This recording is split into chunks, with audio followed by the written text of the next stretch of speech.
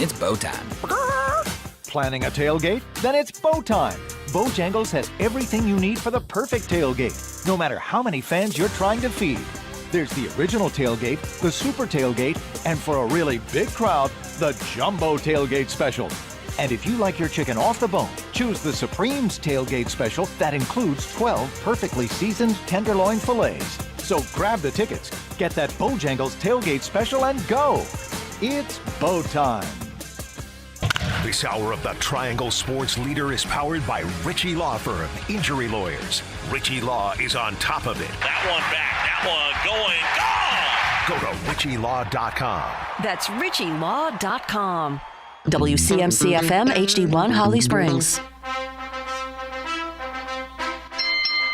Giovanni Smith may go. And he's going to go right now. But there was a goal. I don't know if we got a goal first or the fight. So we'll have to figure this out. But Smith is going right now with Ben Harper. A couple of heavyweights here. Smith getting a left, now trying to come over the top with a right. Harper and Smith. Now they'll go along the boards. There's the takedown by Giovanni Smith. And we will get this all sorted out because I don't know if there was a whistle because Tarasov didn't make much of a play on the shot. Giovanni Smith, 2 games with Carolina this preseason and his second fighting major as he heads to the box to a raucous applause here on Community Night. Never saw that before. Ever. I saw something I had never seen before last night. Hi, everyone. It's the Adam Gold Show. Love the open. Well done, Rusty. Victoria is back. Yes. How was Chip Patterson Wednesday? Chip Patterson Wednesday is always good. I'm going to ask you about your Wednesday in a second. But last night was wild. We're going to talk about that bizarre finish. But a reminder, we're available on YouTube. I think we fixed your camera. I know. No? I think Do we potentially. It'll probably kick in if it's still working here in just a second. I just have to keep talking. It eventually does, but if it kicks in, there we go. There we go. There's Victoria. All right, good. She's here. Yes. We're adjusting the camera too. What are we doing? You were moving. I was looking at it does. Yeah, it follows you. Like, speaking of gremlins, the camera actually moves around. Like, with does me. it? Yeah. Mm-hmm. It's Very a thing. Interesting. It's a thing. All right, like R2-D2. we're on YouTube, so you can see Victoria's there. And right now I'm not, but that's fine. We're on YouTube. Go to YouTube and search Adam Gold Show or 99.9 The Fan. You can find us. I thank you very much. You can subscribe, like, share, whatever, rate, review. Doesn't matter. But let's just join us every day here at noon. Weekdays. We're not here on Saturdays or Sundays, but every day at noon. Join us and have some fun. Get into the chat. Make comments. Throw questions in there for our one-timer segment, which I have been told we do in the first hour. Yes. Mm-hmm. You just never know when I'm going to forget the format of this program. So let me ask. How was your latest concert? You went and saw. It was great. My best friend's wedding. What is it? What was the name of that group? This one was the Bring Me the Horizon. They were the headliners. They were the headliners. And then we had Motionless in White and The Plot in You, and then some band I've never heard of before that. The Plot in You? Mm-hmm. Yeah, that was the first time seeing them. They were good. Those last 3, I didn't catch the first one. The last 3 were really good. All right, where was this? Lenovo Center. Okay, so that was Tuesday night? Yes. All right, so yeah, there were all sorts of cones. We had, I made my son drive home from soccer training, and we're like, Dad, what do I do here? I'm like, just stay in the middle of them. Right, just miss it. Try to miss them. Don't hit the cones. So it's like, it's very confusing for somebody who still has his permit. I know. Well, and it's funny because I was talking with our promotions director about mid-weekday concerts. They're brutal, but like Tuesdays, you can kind of skate by if a concert's on a Wednesday or Thursday especially because you got one more day. But right. a Tuesday, that's difficult. Yeah, it rocks the whole week. I get it. I totally get it. And I thank the Hurricanes and the Florida Panthers for playing at 6 o'clock yesterday. Yeah. So I was home before 11:30. Wow. Yes. That's early. And actually, I kind of hung out a little bit longer than I normally would. I had phone conversations that I was having. I'm not going to get into it. It's not important. Well, it's important, but it's not important for us. so I was probably delayed I could have been home before 11. Oh, wow. Yeah, That's a would have been record. awesome. Is that the Awesome. earliest? What's the earliest you've been able to get home? Well, for a 7 o'clock game, if I'm home before midnight, it's a miracle. Yeah. Usually by 12:30. That's not bad. It's not bad. I mean, I do get up at something. But still, if I'm home before 12:30, it's really good. But Yeah. Yesterday, like 11:20, into the driveway. Yes. Oh, wow. More games at 6. I know Still the same day. Hurricanes don't. Right. Hurricanes don't want to hear that. More games at 6. So Yeah. Here's what we're doing today. We got Adam Smith from Inside Carolina. He's going to join us. You might have heard the Ryder Cup starts tomorrow. Yes. I know. Are you prepared? Are you mentally prepared? I'm excited. Yeah. I'm very excited for it. I have yet to fully plan out how I'm going to deal with tomorrow because I really don't want to miss any of it. Right. And like what we do here is kind of in the middle of it. So I do know that today, and we do have, we're gonna have some stuff about it tomorrow. Today, Sebastian Aho is coming on. Yeah. And we're probably not going to talk hockey. Okay. He's into the Ryder Cup. Oh, yeah. So I'll ask him about last night. We'll talk a little bit about it. But no, we're here. He's going to tell us why Europe's going to win. Oh, okay. That's what I was told. Curious to hear. And Jason Sobel from SiriusXM, BetMGM. He's a golf guy. We're going to talk Ryder Cup with him in the second hour. Anyway, we've got a lot of stuff to do. So let's talk about last night. Let's get it started. Let's get it started. Okay, so Let's get it started. if you were at the game and you decided, yeah, I know it started at 6, but it's like 8:30, 8:20 or whatever it is, and you know what? We could leave, go home, and be in bed by 10. Mm-hmm. If that was you, and that would have been fine, especially when they started the wave. Come on. Oh, did they start the wave? Then you missed an inexplicable end to what really was a dominant Hurricanes performance. Somehow, Florida won the game 4-2. Aho said after the game, it's a good thing it doesn't count. No, I'm sorry. Rod said that. Aho said, we learned how not to play hockey. It was remarkable that the Hurricanes lost a game that they probably should have scored 5 goals. They scored twice. Should have scored 5. The best players were great. Aho, Ehlers, and Jarvis were great. Aho was distributing the puck like crazy. Jarvis and Ehlers had incredible amount of opportunities to score. They just didn't. It is preseason. It's the first crack at it.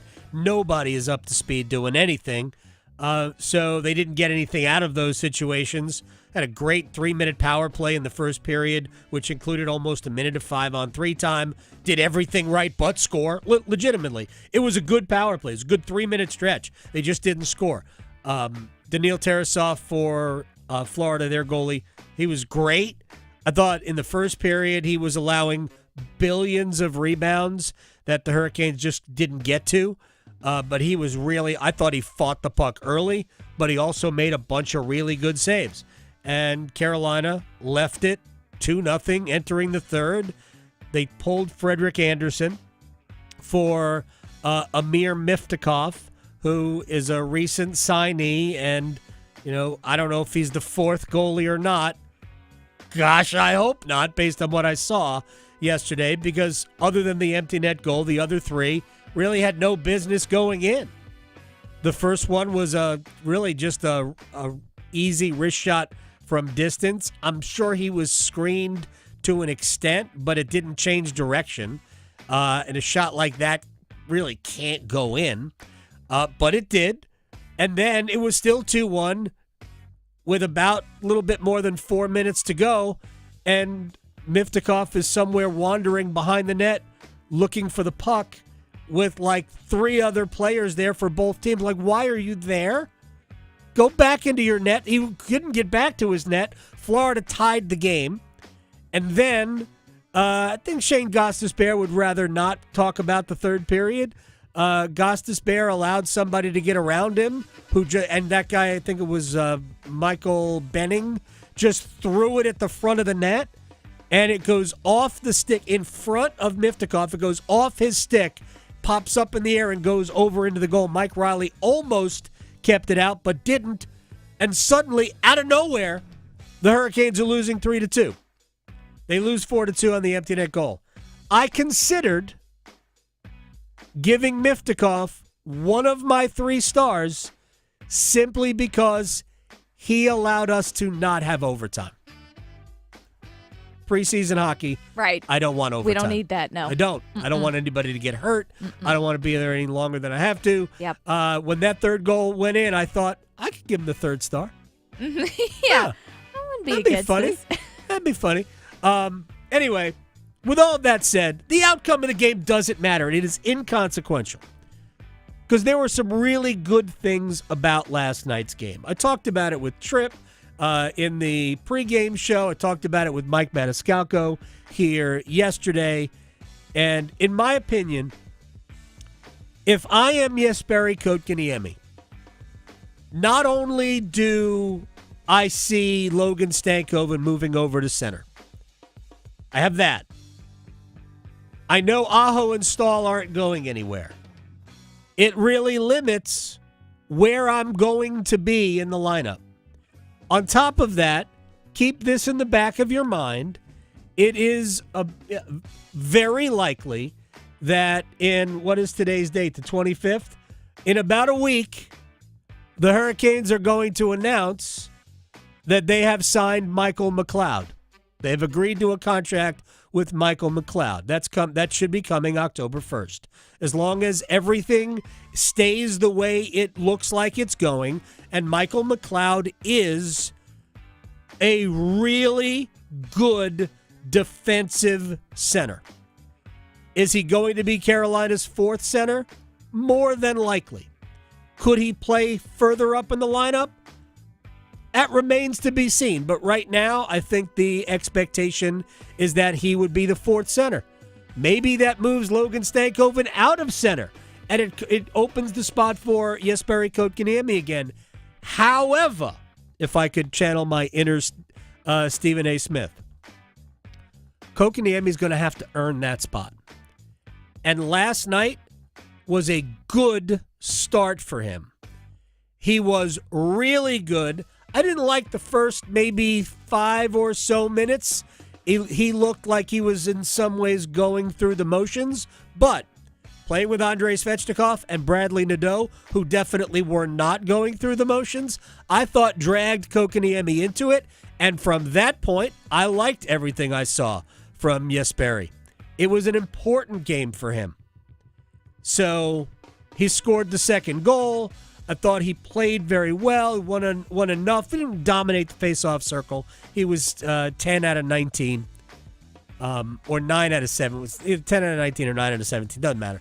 I thought he played very well, so it was a good start for him. I think he's got to play a little bit better than that, because I think he's got to have a dominant preseason to remind the head coach that he's still good enough to be considered. With that, Andre was excellent last night. We all know what we need from Andre. And based on what I saw Monday from Bradley Nadeau, it was really cool to watch Bradley Nadeau be Carolina's best player. No joke. Nadeau was excellent last night. And when he wasn't very good on Monday, the head coach gave him a mulligan. He played him with Svechnikov and Kotkaniemi. And Nadeau was legitimately good. That doesn't mean he's going to make the team, but he needed to show what he could do playing with NHL players. And I thought that was a very, very important step forward for him. I thought Ryan Suzuki played well. I thought my favorite player of the night, wasn't the best player, but it was cool to see Mike Riley play well on defense. Riley is going to be the seventh defenseman. He's not going to play. He's not going to start over anybody given an injury. Yeah, he'll start some games, and I'll bet you he'll start, 25 games over the course of a season, maybe 30, with, guys, nicked up here and there. If there's a major injury and somebody's going to miss significant time, I'm going to go out on a limb and say they'll probably look to the minor leagues to bring somebody up, a young guy who is ready to make, be in the NHL. It could be Charles Alexis Legault, who I don't think was at his best Monday or last night, but I know how the organization thinks about him, and they think he is ready for the NHL. There's just not necessarily any room right now. We had no Slavin. We haven't had Slavin yet. We haven't had Chatfield. We haven't had Keandre Miller. And my guess is we're not going to have them anytime soon. Maybe Sunday for the last home preseason game. But again, probably not. So I don't think we're going to see any of them until the 9th, 2 weeks from tonight, against the New Jersey Devils.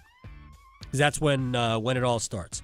So enough good last night. Frederik Andersen didn't face anything that remotely looked like a difficult save, and they got him out after 40 minutes and let Miftakov. Isn't that good? There's no bueno. All right. Really quick. Ryder Cup does start tomorrow.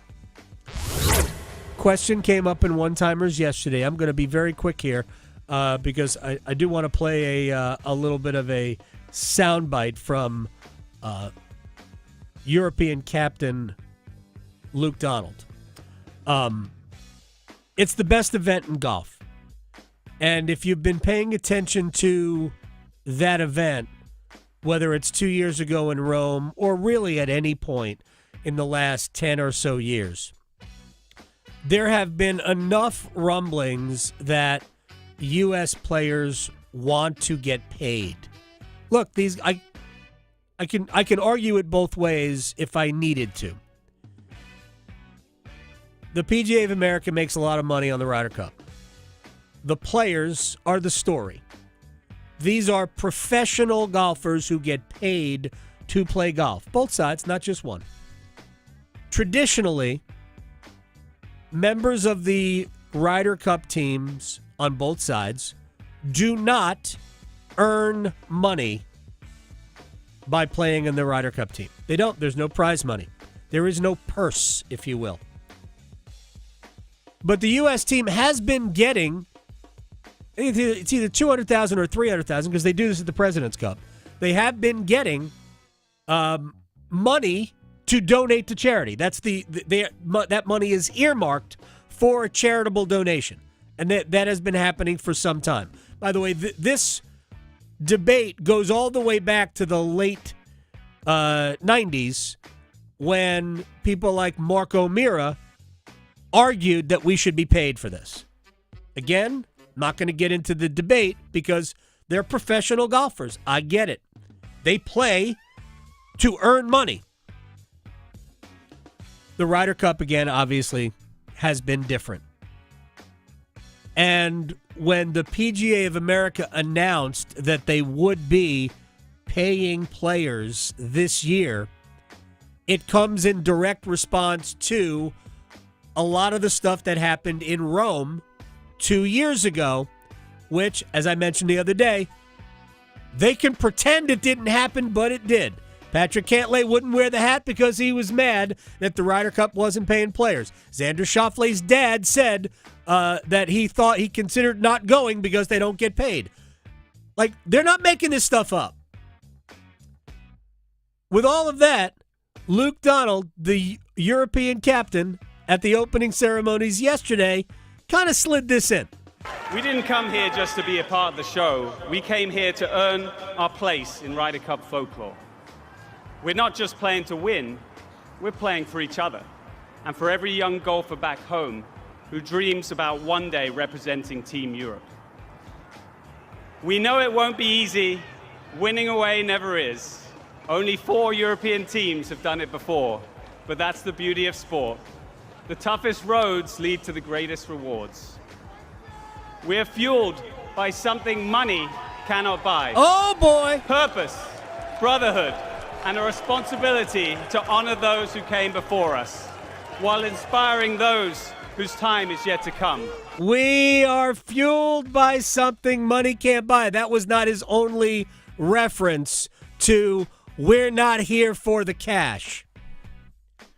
I said at the time when that decision was announced that this would come back and bother, it might not bother anybody, to be honest. But this would become a story when we got here. It is a story, and we will see how really both sides handle it. It might have zero impact, but it is a story. All right, we got a football game coming up in New England, right? I know. Very, very cool. You've got Bryce Young, who has been in the league 1 year longer than Drake May, but this is the team that Drake May grew up rooting for because he's a Charlotte kid. Yeah. So he was asked about the matchup and taking on his boyhood team. Yeah, I think it's different playing up here. Going back to Charlotte would have been different, but going against a team that I grew up watching, grew up cheering for, and a lot of great memories in that stadium back in Bank of America. So yeah, it's a little different, but at the same time, it's still just it's another week in the NFL, and none of the same players that I grew up playing for besides the long snapper still there. So J.J. Jansen is still there. He is. Nobody else No. but J.J. Jansen is That's still it. there. That was He's great. still doing it. Good for Drake May. All right, Bryce Young. How about the fact that has it been 7 quarters since the last time the Panthers have turned it over? Right? Yeah, of course. Taking care of the ball is obviously just super important in this league. As someone who touches the ball every single play, take pride in that. It's a week-to-week league. Want to make sure that I'm continuing to take care of the ball. We all continue to take care of the ball. And then they're also obviously emphasize taking it away. Defense done a great job of that last week, of course. And we talk about it a lot in the building. So we want to make sure we take care of it and take it away. Yeah, getting turnovers big, and I think we could have a lot of turnovers in this game. By the way, Christian Gonzalez, the Patriots' top cornerback, is back for this game. So Teteroa McMillan versus Christian Gonzalez could be a fun matchup to watch. And we know that Teteroa is playing because I know there was kind of rumors of him being slightly banged up. What I heard yesterday was that he is going to play. That would be ideal. Yes, we don't know about some of the other walking wounded, but my understanding was that Teteroa McMillan would be playing. All right, a lot of people might know that the Giants made a quarterback change, right? Yep. So the Giants have gone to Jackson Dart. If you watch the game Sunday night when the Giants played the Chiefs, Chris Collinsworth could not stop talking about how much the Giants really loved Jackson Dart. Never mind the fact that every time Jackson Dart came in the game, they did not throw it. Last I checked, your quarterback should probably throw. And he's played in 2 games, has yet to throw this year. Doesn't mean he can't. I watched him at Ole Miss. He threw at Ole Miss. But he is really more of a dual threat player. And the packages they had for him through weeks 2 and 3 were in run situations. They were whether he kept it in a zone read or they did some misdirection. They were runs. And that's fine. He will have to throw it.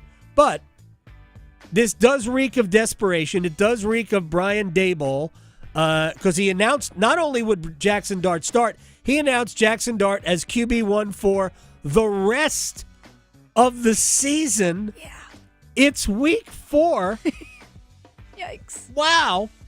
Kurt Warner, who has been on the other side of this coin because he was the quarterback for the Giants when they drafted Eli Manning, and the plan was Warner would play until Manning was ready, but the Giants got off to a bad start, and that was like week 6 or week 7, and they just went, all right, it's Eli time. Here's Kurt Warner on this dynamic.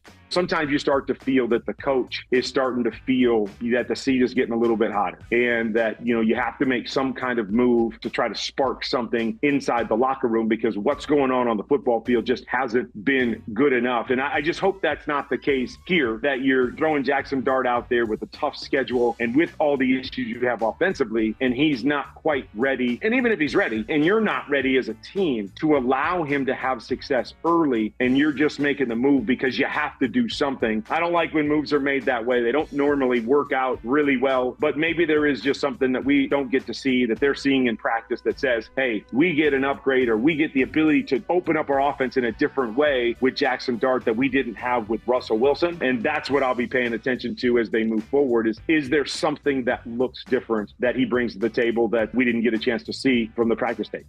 Again, Kurt Warner lived it with the Giants. Eli Manning took over. I'm not going to argue one way or the other. I remember thinking that at the time it was kind of silly, but long run, Giants were right. Eli ended up not being terrible, and they won 2 Super Bowls with Eli Manning at quarterback. Is Jackson Dart as good as Eli Manning? I don't know. Probably not, but we'll see. Meanwhile, Russell Wilson, we have no idea what Russell's going to do, and that's fine. Russell's had a great career. He's a borderline Hall of Famer, and it's clear that he's not the same player that he used to be. I mean, that's obvious to anybody who's watched, unless you're playing the Cowboys, in which case we all go back into the flux capacitor. Yes, every time. So, all right, when we come back, Adam Smith, Inside Carolina on UNC football. We're going to take stock of things through 4 weeks. Got a bye week this week, then another bye week after Clemson, but also Roy Williams.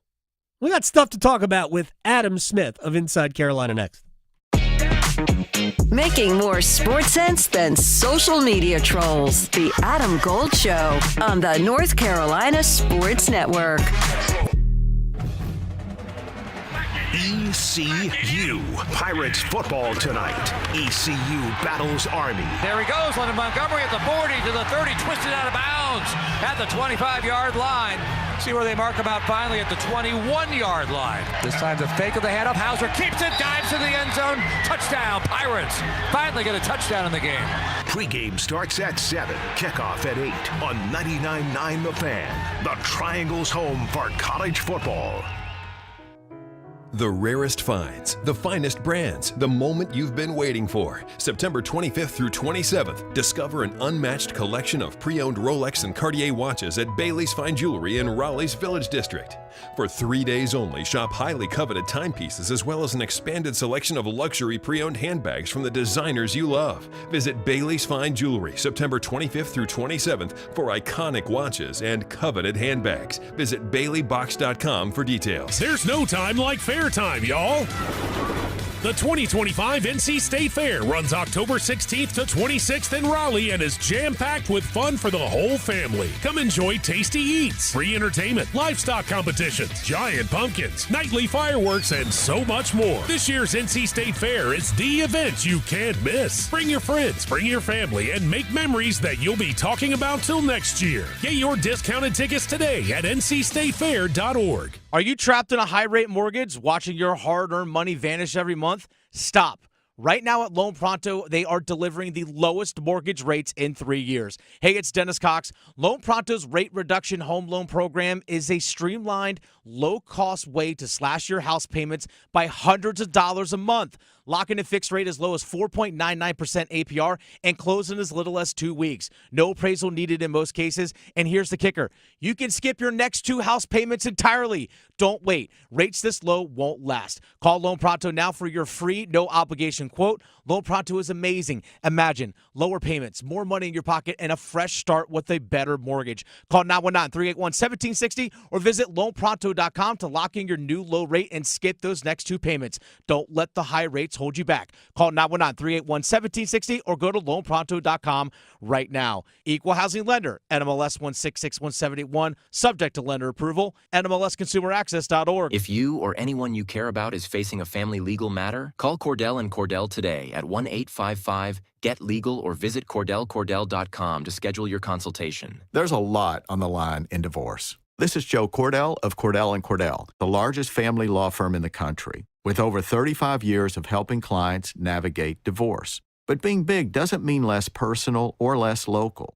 Our attorneys live and work in your community, and as neighbors, they understand the challenges your families face. Divorce touches all areas of your life: your home, savings, retirement, and of course, kids. So when you find yourself facing divorce, you need a partner you can count on. Visit CordellCordell.com to schedule your consultation. If you or anyone you care about is facing divorce, contact Cordell and Cordell today. With over 100,000 clients served, we understand the challenges you're facing on a personal level. Call Cordell and Cordell today at 1-855-GET-LEGAL. That's 1-855-GET-LEGAL. Joseph Cordell, licensed in Missouri and Illinois. CordellCordell.com. Actual price will depend on product and subscription plan. Featured products are compounded drug products, which the FDA does not approve or verify for safety, effectiveness, or quality. Prescription products require an online consultation with a healthcare provider who will determine if appropriate. See website for details, restrictions, and important safety information. Want a boost in and out of the bedroom? Hims has you covered. Introducing a new 2-in-1 approach to level up your game. Tadalafil for better bedroom performance and zinc for testosterone support. Turn things all the way up and find affordable treatment options at up to 95% less than brand names at hims.com/joy. That's hims.com/joy.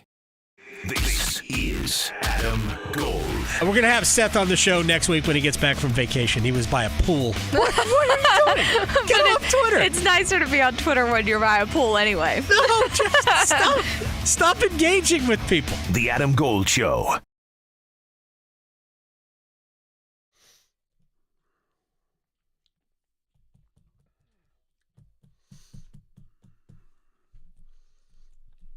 It's the Adam Gold Show. I am Adam Gold.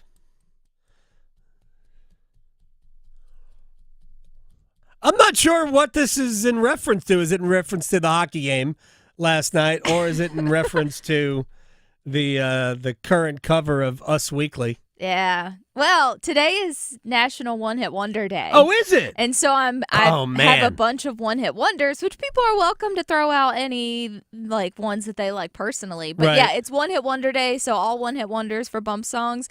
And this just felt appropriate with UNC.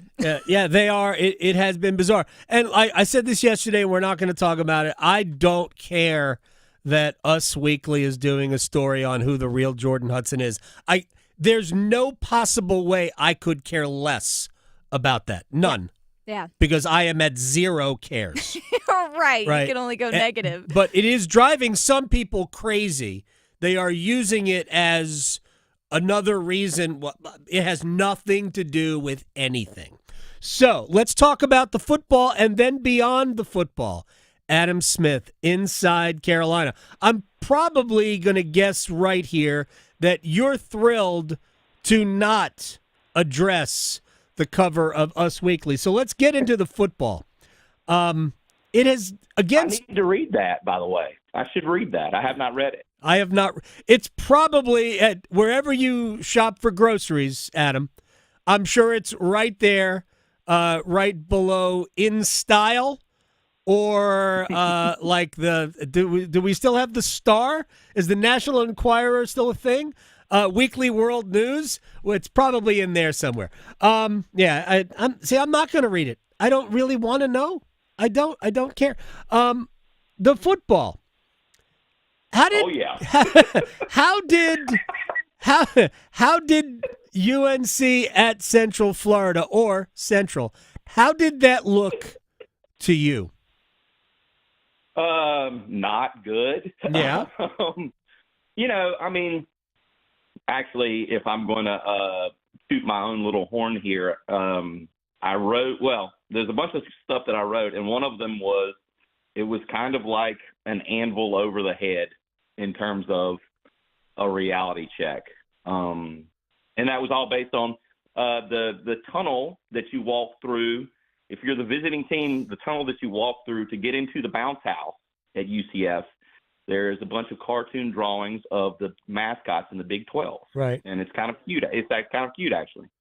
But, I think Carolina fans have been looking at that game, AG, like, if you were dealing in reality, beyond the hype and the pomp and the circumstance and the buzz of the opener against TCU on Labor Day, I think what you were looking at was you figured Carolina would lose to TCU, a competent team with a very good quarterback, that they would beat UNC Charlotte and Richmond as they did, and then the season would sort of start in some ways with the UCF game, which this is a schedule with a bunch of toss-up games, and that looked like maybe a toss-up game that you could win. I mean, I think UCF's picked next to last in the Big 12. Yeah.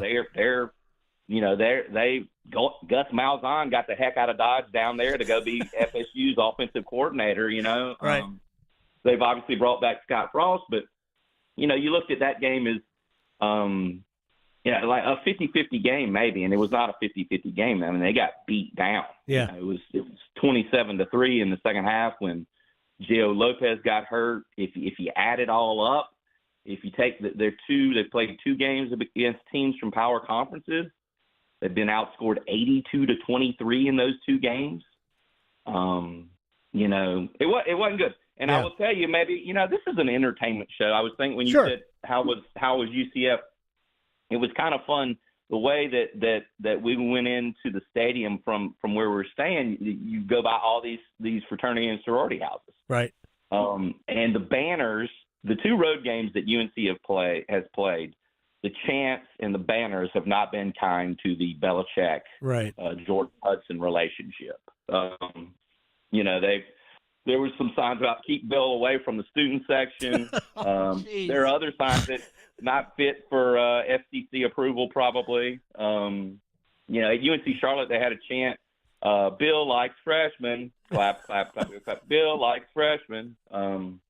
So these teams that have been beating them have been enjoying beating them, obviously. Adam Smith, Inside Carolina, is joining us here on the Adam Gold Show at Adam_Smith_IC. And that is this is an entertainment show. I've spoken to college classes and asked that question at the front. What is my job? My job, first and foremost, is to entertain. If we accidentally inform people along the way, it's just an added bonus. And I'm all about the jokey jokes about it. But I also I think that too many people are taking those elements of this too seriously, because I really don't think they impact the football. Now, North Carolina went into this season with 70 new players from a year ago. Central Florida had 67 new players from a year ago. So there is something in the evaluation process that has been, maybe different for other schools than it has been for North Carolina. We were talking to my friend Chip Patterson yesterday, and Chip said that Carolina had like the 9th rated transfer portal class based on, all the players that went to whatever schools during the portal. Now, maybe that's in numbers, and maybe the individual talent. My read on it, going into this game, and I actually forecasted about 3 weeks ago, was we're not going to learn anything from Charlotte. We're not going to learn anything from Richmond. If we did, it was bad. And I gave them a pass for Charlotte, which frankly wasn't good. I said we were going to learn based on what we saw from Central Florida. That's when we were going to learn. And if I was right then, I think what we learned is that there just aren't enough good players to beat even ACC caliber teams. And that's eye-opening. Should be eye-opening for the coaching staff, no? I certainly think they need more talent. I mean, after watching them for 4 games, I certainly think they could use more talent. Obviously, I mean, who couldn't? Right. But I certainly think you see that when you watch Carolina play, and I think that if you're a UNC football fan right now on the bye week, you're pretty dang frustrated about the quarterback play. Now, I do think that I do think that there's been sort of a lack of creativity, in my opinion, in play calling on offense. You see the running back slamming into a line where there's not much there. I don't know if that's on the O-line, the running back, whatever it is. But, you look at how many teams, look at it like a Virginia and how much better they have been when they upgraded at quarterback with the Chandler Morris kid, Chad Morris's son. They are a completely different team. I don't know if they're going to beat FSU on Friday night, but they are, they look great. Virginia does. Syracuse looked great. I know the Notre Dame transfer got hurt at Clemson, but Syracuse has looked great. Duke was good last year, and I think people would agree they significantly upgraded at quarterback the way they won games last year. So I think Gio Lopez, who I like, I've enjoyed getting to know him. He's kind of been a bust so far through 4 games. Carolina's offense, AG, is just not in a good place. I was crunching the numbers the other day. They are on pace. If they keep this current pace, it's going to be their fewest total yards per game, their worst total offense since like 1989, since the MAC 1.0. They haven't forget throwing for 300 yards. They haven't even thrown for 175 yards yet. And that's another thing. There's a laundry list you can go down. No question. There's really no vertical passing game. I think it's over 40% of Lopez's completions have been behind the line of scrimmage. Yeah. It's sure they need some more talent. Not to pick on them and rub it in their face, but we were sitting right beside of 2 NFL scouts from the Texans and the Dolphins the other day at UCF, and I just was talking to them because I can be kind of a personable guy.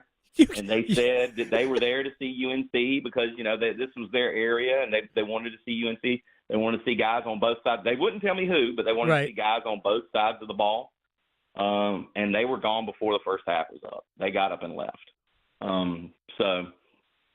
Yeah, it's kind of funny. Like, they haven't played an ACC game yet, but you could be looking at a pretty bad ACC record here. And they miss – who is it they miss? They don't play Miami. Right. They don't play Florida State. They don't play Georgia Tech. They don't play Louisville. And they don't play SMU in league play. They do play Clemson, but Clemson obviously has been a disaster so far. Right. Yeah, but we know – well, we don't know anything about Clemson, I guess. But Cal's suddenly good. Virginia's dangerous. Syracuse is good. We'll see what happens with a new quarterback. Suddenly the schedule doesn't look nearly as easy, again, relative to Carolina, as it did at the beginning of the season. Let's drop football. No, not literally drop football because they've invested a lot in the program, so I'm not suggesting that. But I wanted to get to, before we left, something you wrote the other day that I found fascinating. I know part of this is about Roy Williams, but part of it is also Tyler Hansbrough's teaching a class at UNC. I could not be more interested. I wish I could go back to school. I would love to take. You can. I guess I could. I would love to take a class taught by Tyler Hansbrough. I know Roy Williams spoke to the class. Talk to me about that class and what Roy was doing. But I appreciate you bringing it up. It's funny you talk about going back to school. I have gone back to school this semester, just sort of following Hansbrough around. I've been over there twice now, and I have to give major props to the professor. It's a sports communication class over at UNC, and the professor Livis Freeman is just a great dude who has been good to us at Inside Carolina for a long time, and he Tyler's first class, Tyler's debut in class, he invited us over there, and I went over there. And so Roy showed up the other day. It was last week, I think, or the week before. And Roy was like a guest lecturer. And I will tell you that Roy Williams still has the fastball. I mean, of course, there were so many stories that we all have heard before. So many of those Roy stories. But honestly, it was pretty fascinating. I hadn't anticipated it. When you get to be our age, right? You sort of feel like you know what's coming no matter what, even if you're covering a game. But I had not anticipated how an audience of 20-year-old kids, juniors and seniors at Carolina would receive, this person who is a living legend to them. That they grew up with their dads and their moms and their older siblings. Like I was sitting, since I've been there a couple of times now, I always sit in the back, and I don't take up an actual desk. There's some places you can sit in the back. And a young woman came in, sat down right beside me, like, can I sit here? And I was like, sure. She wasn't even in the class, but had heard that Roy was going to be there, and she grew up in the Greensboro area, and she wanted to come see Roy talk. It's what I'm trying to say is that it was fascinating to see an audience that age react to these stories that we've all heard before. And I put it in there. If anyone has a chance to go read it, he had them crying at one point. He was crying. Oh, they wow. were crying. I mean, he had them laughing too, but he was playing the hits. And, it was sort of like one of these speeches that, well, it wasn't a speech. It was just sort of, I believe I called it a fireside chat, AG. It was one of these things. It was one of these things that only Roy could give you. He talked about going to UNC and feeling like he was in New York City, is the way he called it. I was the littlest fish you ever did see, he said. But it was great. He had Michael Jordan stories. He had a couple of Jordan stories I hadn't heard before. Phil Ford stories, had everything. Dean Smith, he had them, at attention, talking about meeting his wife, Wanda, in ninth grade algebra back in Asheville. It was fascinating. It was fascinating. I was glad that I went. It was a little tough because Belichick was going to be talking that day too, but I decided to go see what Roy was up to, and Roy did not disappoint. It was fascinating. The story's on Inside Carolina if anybody wants to try to find it. It is great. You did a great job with that, and I look forward to a follow-up. But with Professor, he's not a professor, associate professor. Guest lecturer, maybe? Well, no, I was thinking about Tyler. He's an adjunct professor. He's a visiting professor. Wow, that is amazing. If you can believe it. That is amazing. Adam Smith, Inside Carolina, at Adam_Smith_IC. Enjoy, I don't know if it's a week off or not, but enjoy no football for you on Saturday. Thank you, man. Yeah, man, thank you. Thanks for having me on. You got it. Adam Smith, always fun. Who wouldn't want to take a class from Tyler Hansbrough? Yeah, I know. I wonder, is Tyler a tough grader? It's a good question. So I would like to ask him that. All right, maybe we'll talk to him about basketball coming up soon because everybody's starting. All right, when we come back, one-timers, you can go to the chat at YouTube. Just type your question right there in the chat box, or you can reach out to Victoria at two. Yeah, there's a 2 in there. V_2_the_Ictoria. Victoria, that's me. Yeah, which I have a request for a bump song, which I'm using next. There you go. So there you go. You can do that. Next. From the heels Touchdown, Carolina! to the canes, She scores! he covers it all. The Adam Gold Show on the North Carolina Sports Network. Now, all across North Carolina, it's Carolina Newsmakers. Each week, leaders from politics, education, business, and the arts join Don Curtis to share insights and ideas shaping our state. Listen on radio stations throughout North Carolina and on demand at carolinanewsmakers.com. Carolina Newsmakers is presented in part by the North Carolina Academy of Family Physicians, advancing family medicine in North Carolina since 1947. You've only got so many weekends. Spend one doing something nobody saw coming. Is it a party, a festival, a race? It's all of that, and all at once. Concerts, tailgating, unbelievable action, 100 reasons to say this is actually awesome. It's fast, it's wild. It's the cutoff race in NASCAR's playoffs, the Wild Card Weekend. The Bank of America Roval 400, Sunday, October 5th. Get tickets at charlottemotorspeedway.com. Whether it's helping you work, save, or steer clear from fraud, AARP North Carolina is making sure your money, health, and happiness live as long as you do. Each week, AARP Without Limits meets people and explores topics to help improve how we live and age in North Carolina. You can also learn more about getting the most out of life by listening to AARP Without Limits, wherever you listen to your podcasts.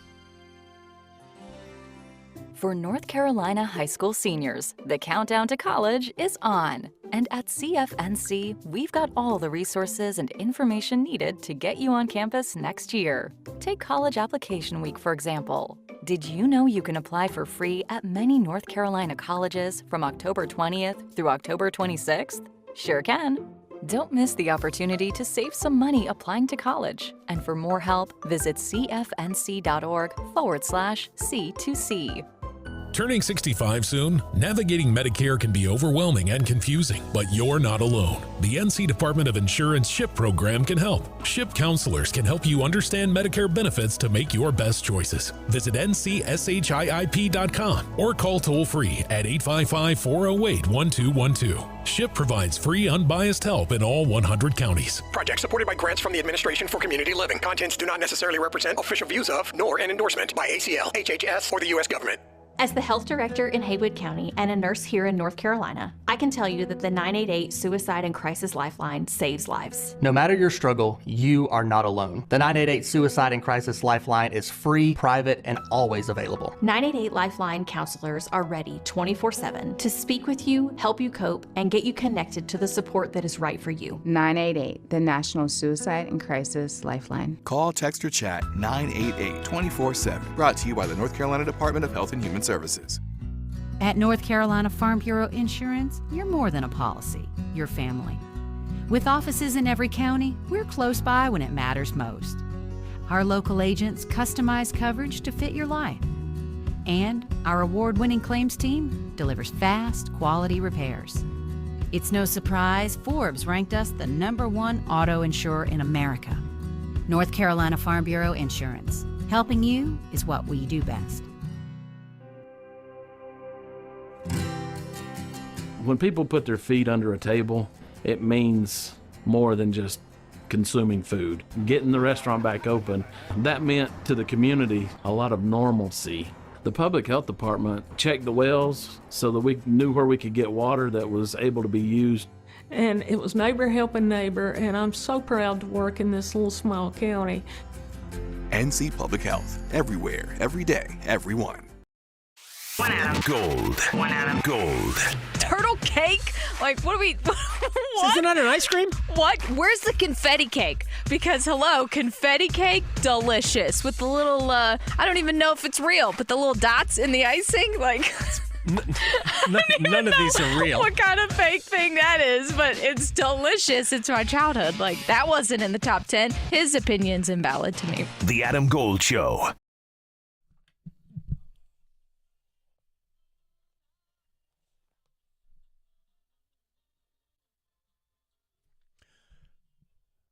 It's the Adam Gold Show.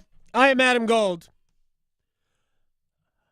I have a question, Victoria. Yeah, this is not a one-hit wonder. Yeah. I know. But the people asked for a recommendation, so I let this one slide. But this is not a one-hit wonder.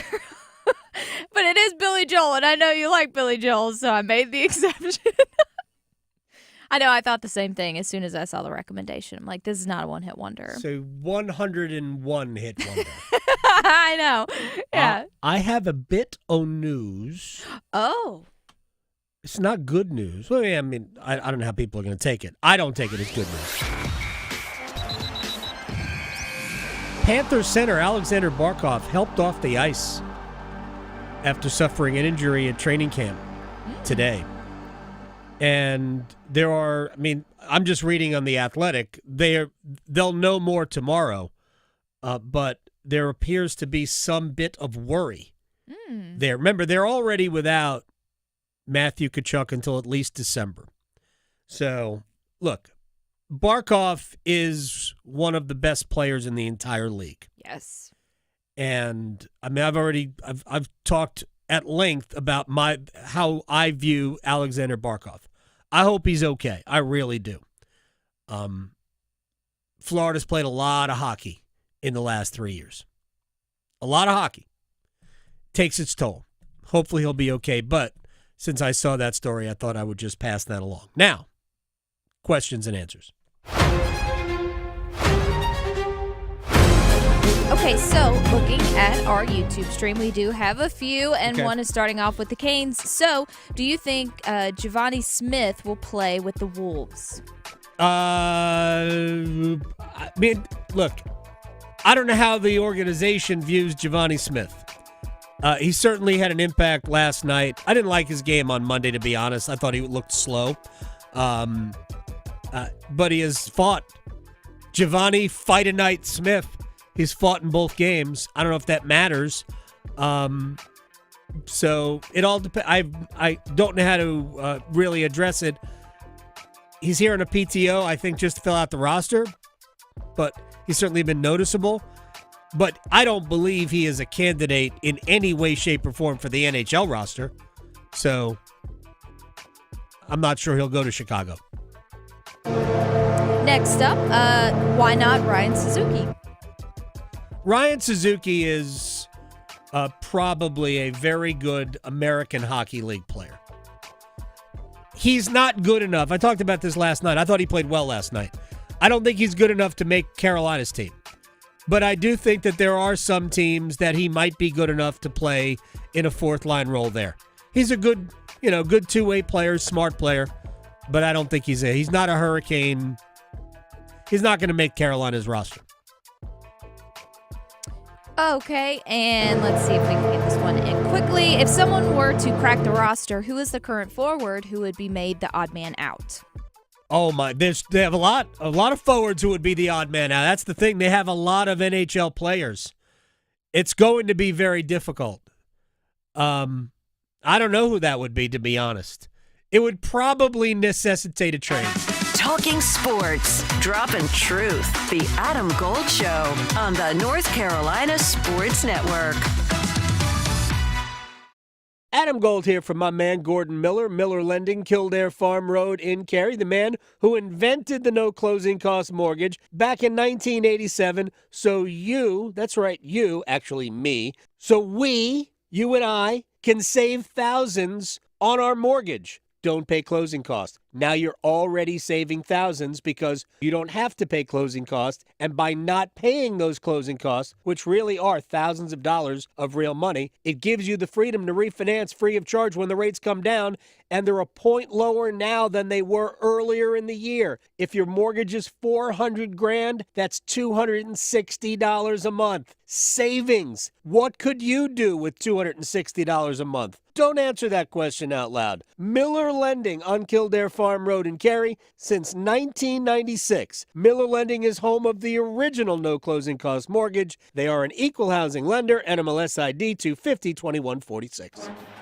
The road to college football's national championship runs through 99.9 The Fan. All the best teams, all the cool traditions, and all the touchdowns. Castle picking them up, putting them down, touchdown! My goodness, what a knockout blow in the fourth quarter! College football on The Fan is powered by Wake Med, Roofworks, and Wilkinson Chevrolet Cadillac GMC in Sanford. It's Bo time. Fumbling the food on game day? Rookie move. But you know Bo can make your tailgate a winner, breakfast, lunch, or dinner. Because the Carolina Legend has everything you're craving. We're talking crispy, juicy chicken loaded with real Southern flavor, fluffy scratch-made buttermilk biscuits, and all the fixins to feed your whole crew faster than you can say touchdown. Be the MVP this season and let Bojangles do the cooking. Order your tailgate today. It's Bo time. Planning a tailgate? Then it's Bo time. Bojangles has everything you need for the perfect tailgate, no matter how many fans you're trying to feed. There's the original tailgate, the super tailgate, and for a really big crowd, the jumbo tailgate special. And if you like your chicken off the bone, choose the Supreme's tailgate special that includes 12 perfectly seasoned tenderloin fillets. So grab the tickets, get that Bojangles tailgate special, and go. It's Bo time. Ready to plug into the future? Charge ahead at Wilkinson Chevrolet GMC in Sanford with up to $7,000 off a new 2025 Chevy Blazer EV LT. Includes a Wilkinson discount and customer cash. See dealer for details. Plus, this is the last month to get a $7,500 federal EV tax credit too. This electrifying deal ends at the end of this month, so hurry to Wilkinson Chevrolet GMC in Sanford or online at wilkinsoncars.com. Chevrolet. Together, let's drive. Don't you wish your life came with a warning app? That dog does not want to be petted. Well, life doesn't always give you time to change the outcome, but prediabetes does. Take the 1-minute test today at doihaveprediabetes.org. Brought to you by the Ad Council and its Prediabetes Awareness Partners. Find what you love, love what you find. A Total Wine and More. There's so much waiting for you. All kinds of beers and thousands of wines. Guides in the know and prices so low, it just might blow your mind. You're gonna find what you love and love what you find. With curbside pickup and delivery available, you'll always find what you love, only at Total Wine & More. Drink responsibly, B21. I'm attorney Brian Ritchie. Workers' comp can be tricky, but my law firm will be on top of all the complicated paperwork and sneaky deadlines so that all of your I's are dotted and T's are crossed. If you've been hurt on the job, I'm on top of it. Contact us at ritchielaw.com. Broadcasting live from the Lenovo Studios. WCMC HD1 Holly Springs. 99.9 The Fan. The Triangle Sports Leader. And from the shotgun, Mensah will see Barcade on the right side of the formation. Here's the snap. A give to Castle. Nope, Mensah to throw. Going for Barcade. He's got it! Touchdown! Barcade takes it home on 4th and 1. 37 yards, and it's 34-26. How about that play call? Everybody in the building thought that was going to Castle. Me included. Yeah, that was a gutsy call. Wasn't that far earlier. I don't think that's proper sentence structure. Where Barcade dropped the pass that hit him right in the hands. So gutsy on two fronts. One, that was 4th down to do that, go deep. Because too many things can happen that aren't good. And you go back, Barcade's a wonderful player, but to go back to the guy who just dropped one was a little bit of a risk, no, but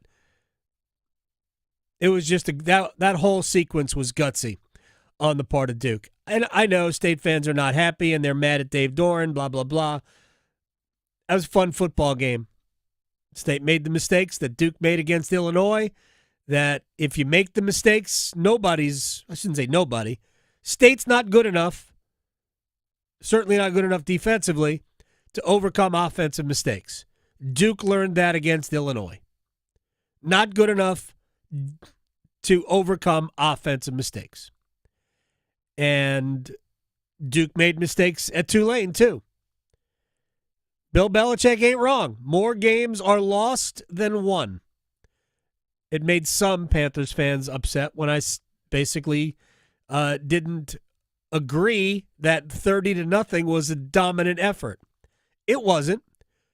But sometimes you don't have to be. You just have to be smart enough to let the other team beat themselves.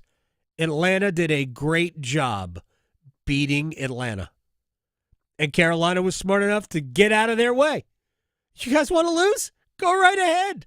We are more than happy to take the win.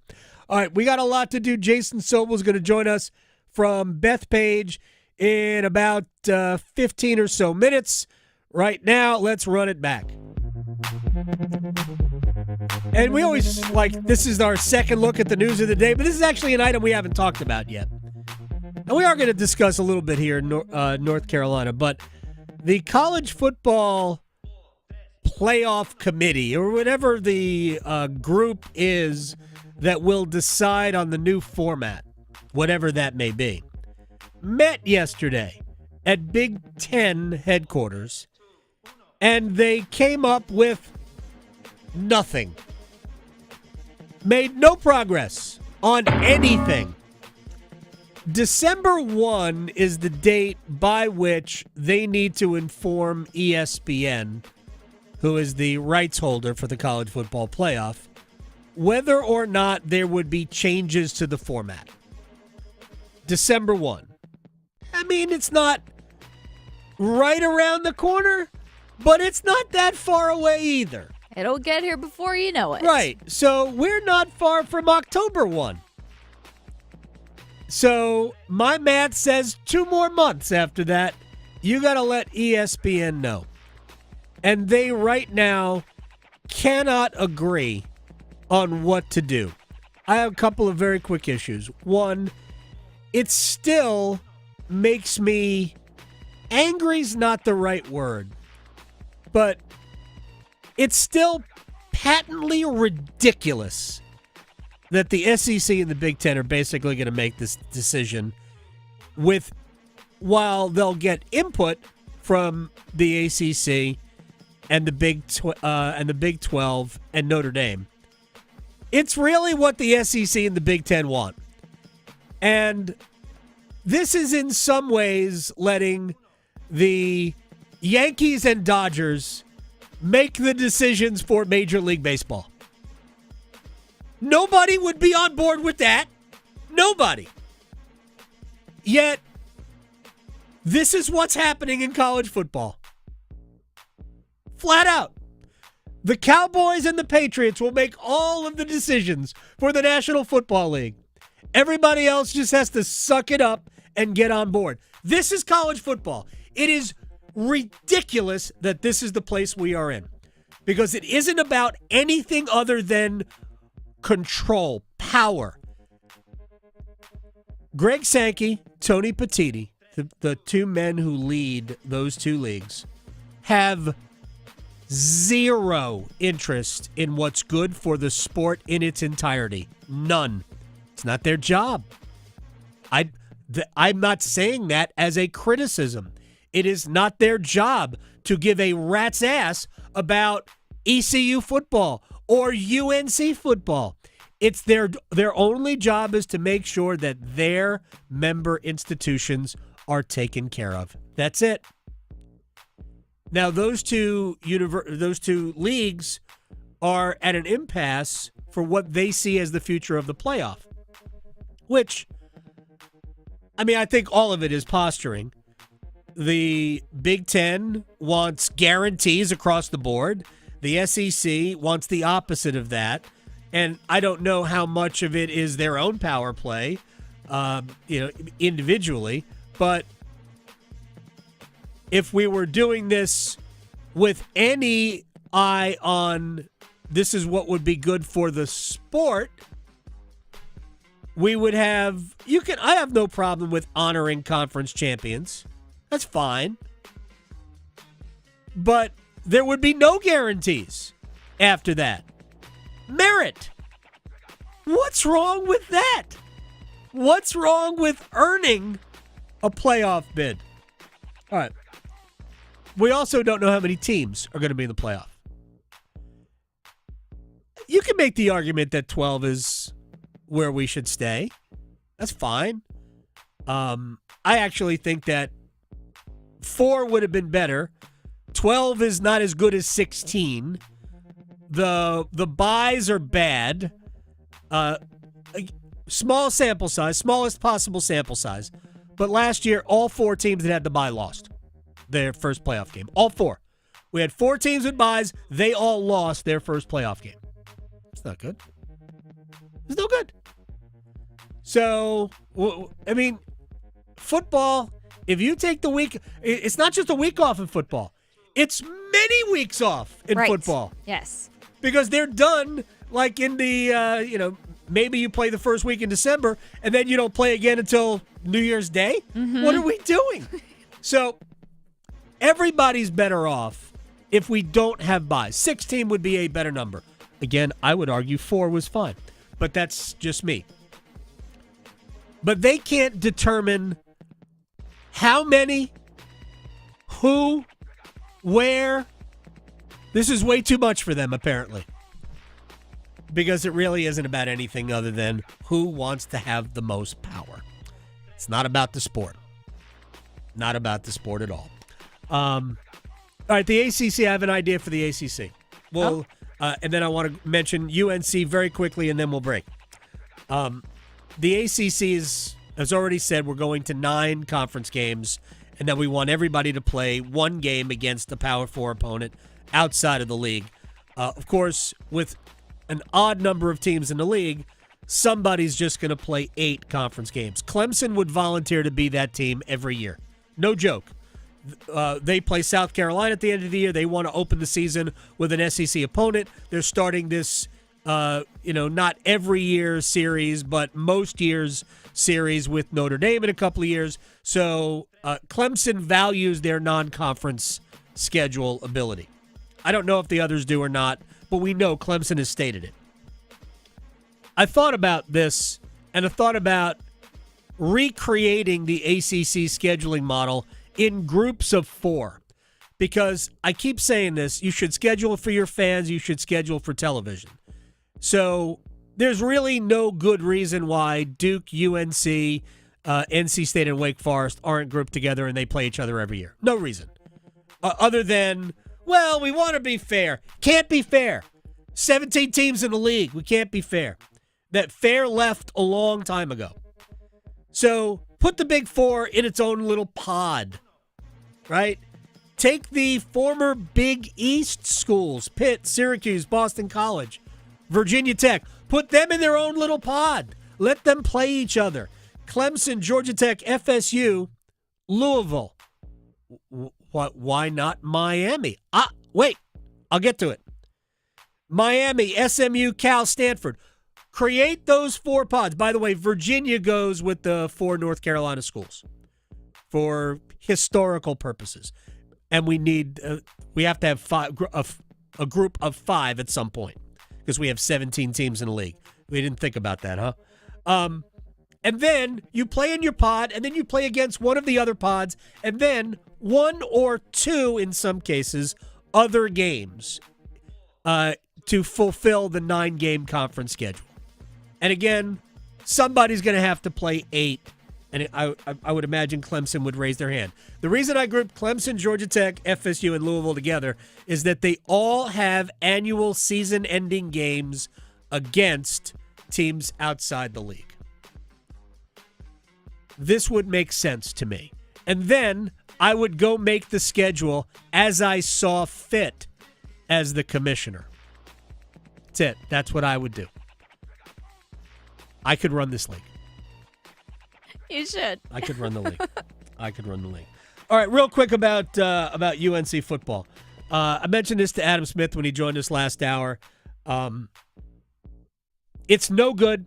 They don't have enough talent. Gio Lopez is not an ACC quarterback. I'm not sure Max Johnson's an ACC quarterback either. I do worry about putting Bryce Baker in based on the fact that Carolina doesn't look like they can do anything really well, and I don't want to get him hurt or ruin his confidence or anything like that. But at some point, Bryce Baker might have to be an option. People are taking this Us Weekly magazine cover, the real Jordan Hudson, and they are assigning football meaning to it. And I think that is gratuitous. I think it is unfair. And I think it is just, I have never thought this would work. Therefore, everything that is even tangentially connected to UNC football is going to be a sign that UNC football is a train wreck. And I just could not disagree with that line more. Us Weekly, I don't know if it's US Weekly, that's probably Us Weekly. Us Weekly is not here to talk football. They are trying to do a personality, I haven't read it and I won't read it. They're trying to do a personality piece on Jordan Hudson. Whether you like her or not, she is celebrity. It has nothing to do with Bill. Nothing. Except that Bill's on the cover as well because he's posing with Jordan Hudson. They took it from the NFL honors when she was wearing whatever that was that she was wearing. But anyway, I get it. You want to continue to dunk on UNC. Look, they may ultimately embarrass themselves with football. It ain't off to a good start. It's not going to get much better this year. But one doesn't have anything to do with the other. It's my soapbox. Jason Sobel, Sirius XM, at the Ryder Cup. Next. Questioning goalie interference calls since day one. The Adam Gold Show on the North Carolina Sports Network. When you crave the best in college football action, you'll find it on 99.9 The Fan. And a surprise onside kick for Syracuse. Perfectly executed, and they steal a possession back. Jake Noe bunted it forward, and the Cuse have the football at midfield. Death Valley is silent. Feel the passion of college football all season long.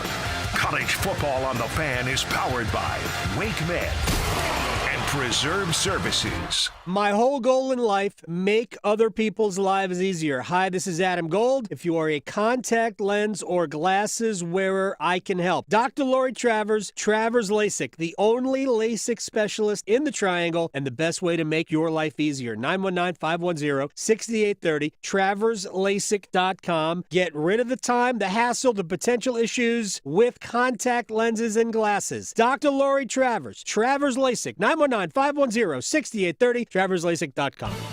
Football season is back, and let's be honest, your living room doesn't have award-winning wings, a massive beer selection, and over 50 TVs. Carolina Ale House does. We've got homemade favorites and so many screens you can watch every game at once. Bring your crew, bring your appetite, and get loud with us. Don't fumble your game day plans. Come watch the game at Carolina Ale House, where great sports deserves great food. Hell yeah! Don't miss Bailey's Fall Antique and Vintage Jewelry Show October 7th through 11th. Search through hundreds of vintage necklaces, rings, bracelets, earrings, and more to discover your unique jewelry treasure. Visit Bailey's Fine Jewelry on October 7th in Rocky Mount, October 8th in Greenville, October 9th in Cary, or October 10th and 11th in Raleigh's Village District to find your perfect piece of jewelry history. Visit BaileyBox.com for details. Actual price will depend on product and subscription plan. Featured products are compounded drug products, which the FDA does not approve or verify for safety, effectiveness, or quality. Prescription products require an online consultation with a healthcare provider who will determine if appropriate. See website for details, restrictions, and important safety information. Want a boost in and out of the bedroom? Hims has you covered. Introducing a new 2-in-1 approach to level up your game. Tadalafil for better bedroom performance and zinc for testosterone support. Turn things all the way up and find affordable treatment options at up to 95% less than brand names at hims.com/joy. That's hims.com/joy. You like saving money, right? We all do. That's why Allstate just lowered the price of car insurance. Not, but wait, there's a catch. Lower. Actually lower. So if you're shopping around or just want to see how much you could save, check Allstate first for a new lower auto rate that could save you hundreds. You're in good hands with Allstate. Not available in every state. Only applicable for new auto insurance business. Rates will vary by several factors, including how you purchase the policy. Potential savings vary. Allstate North American Insurance Company and Affiliates, Northbrook, Illinois. This is John Wall. The Salvation Army does so much for people right here in Wake County. Join me and 999 The Fan and showing them some love and support. Just for me, the Salvation Army is always dope. It gives opportunity for anybody, any situation to get support. I really got into it because my mom, before she passed, she was always doing so much she could to help the Salvation Army, cooking for them, doing anything to get back to them. So we always want to honor her and keep that going with my John Wall Family Foundation. The need in Wake County is real, and the Salvation Army is meeting it with real solutions. If you want to help, visit wakearmy.org. The 25th Anniversary SAS Championship tees off October 10th through 12th at the Prestonwood Country Club. See golf's greatest, Ernie Els, Bernard Longer, Colin Montgomery, and more battle it out right here in the Triangle. This year's celebration is bigger than ever with fireworks after Food Truck Friday and exciting action from the legends all weekend long. Don't miss golf, food, family fun, and 25 years of memories. Get tickets today at saschechampionship.com. Proceeds benefit the YMCA of the Triangle. This is Adam Gold. The American Cornhole League. I don't know if you can wager on it. I mean, let's go to FanDuel and find out if you can wager on it. I think I read you can get a scholarship.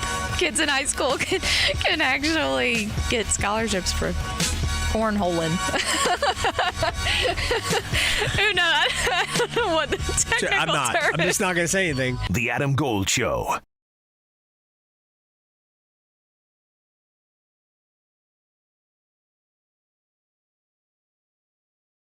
Jason Sobel works for everybody.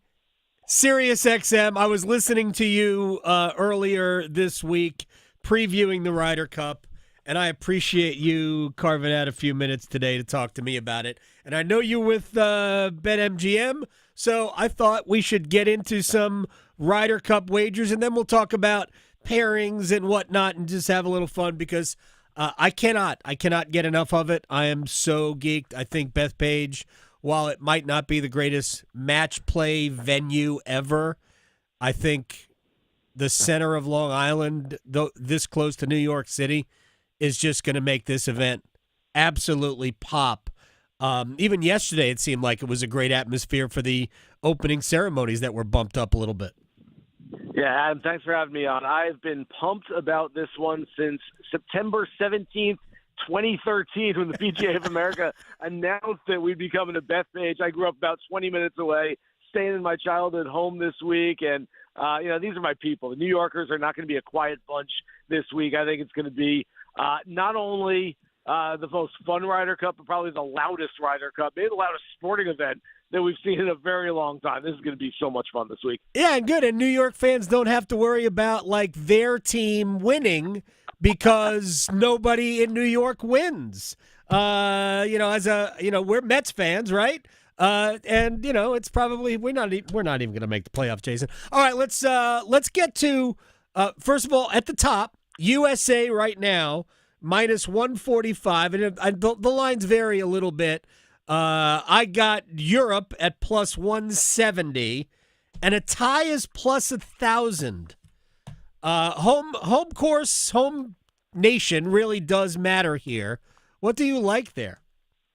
Yeah, I'm playing the trend with a caveat. The trend is that the home team has held serve in 12 of the last 14 editions of the Ryder Cup, 2 exceptions being 2004 when Bernard Langer's squad beat Hal Sutton's team to put Tiger and Phil together, and that never worked right from the beginning. And then 2012 at Medina, where the U.S. team was in control the entire time. They were actually up 10-4 at one point on Saturday and wound up losing on Sunday when the European team beat them in singles. But really, other than that, the home team has not only won, but won fairly handily. The margin, the differential in points over the last 5 Ryder Cups has been 6.6 average.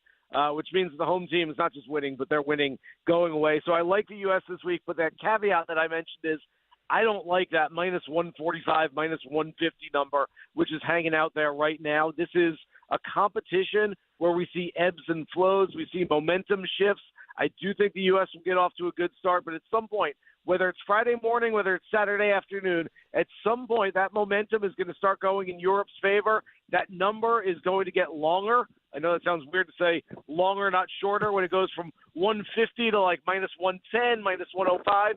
When it gets to that neighborhood, that's when I'll jump on it. What if you – because you're right, the margins have been glaring. You go back to what happened in Rome, Europe with a big win. You go back to Whistling Straits. It was an absolute massacre in favor of the United States. What about putting a spread like USA minus 3? Yeah, I like that. I've seen USA minus 1.5. We're right in the middle of football season. We all understand spreads right now. USA minus 1.5 is trading at right around that, close to even money number, maybe a little bit shorter than even money. And so I don't mind playing it that way. If you'd like to jump on now, and you say, look, I like live betting, but I'm working, I'm doing stuff, I got family things all weekend. Just give me a pick to make, so I don't have to sit here and with my finger hovering over the button on my phone the entire weekend. And then yes, I would think that USA minus 3 might be pushing it, but I don't mind that minus 1.5. I think sounds really good. Well, I mean, if what was it, 19-9? Yeah, you could go really crazy. Look, the overall, both of these teams are very strong, and I know so much has been made of the fact that Europe basically brings back the same team, except we exchanged Højgaards, so it's the same team. And there's 4 rookies for the U.S., but and while they are rookies, I think they're all pretty accomplished players. Ben Griffin's had a great year.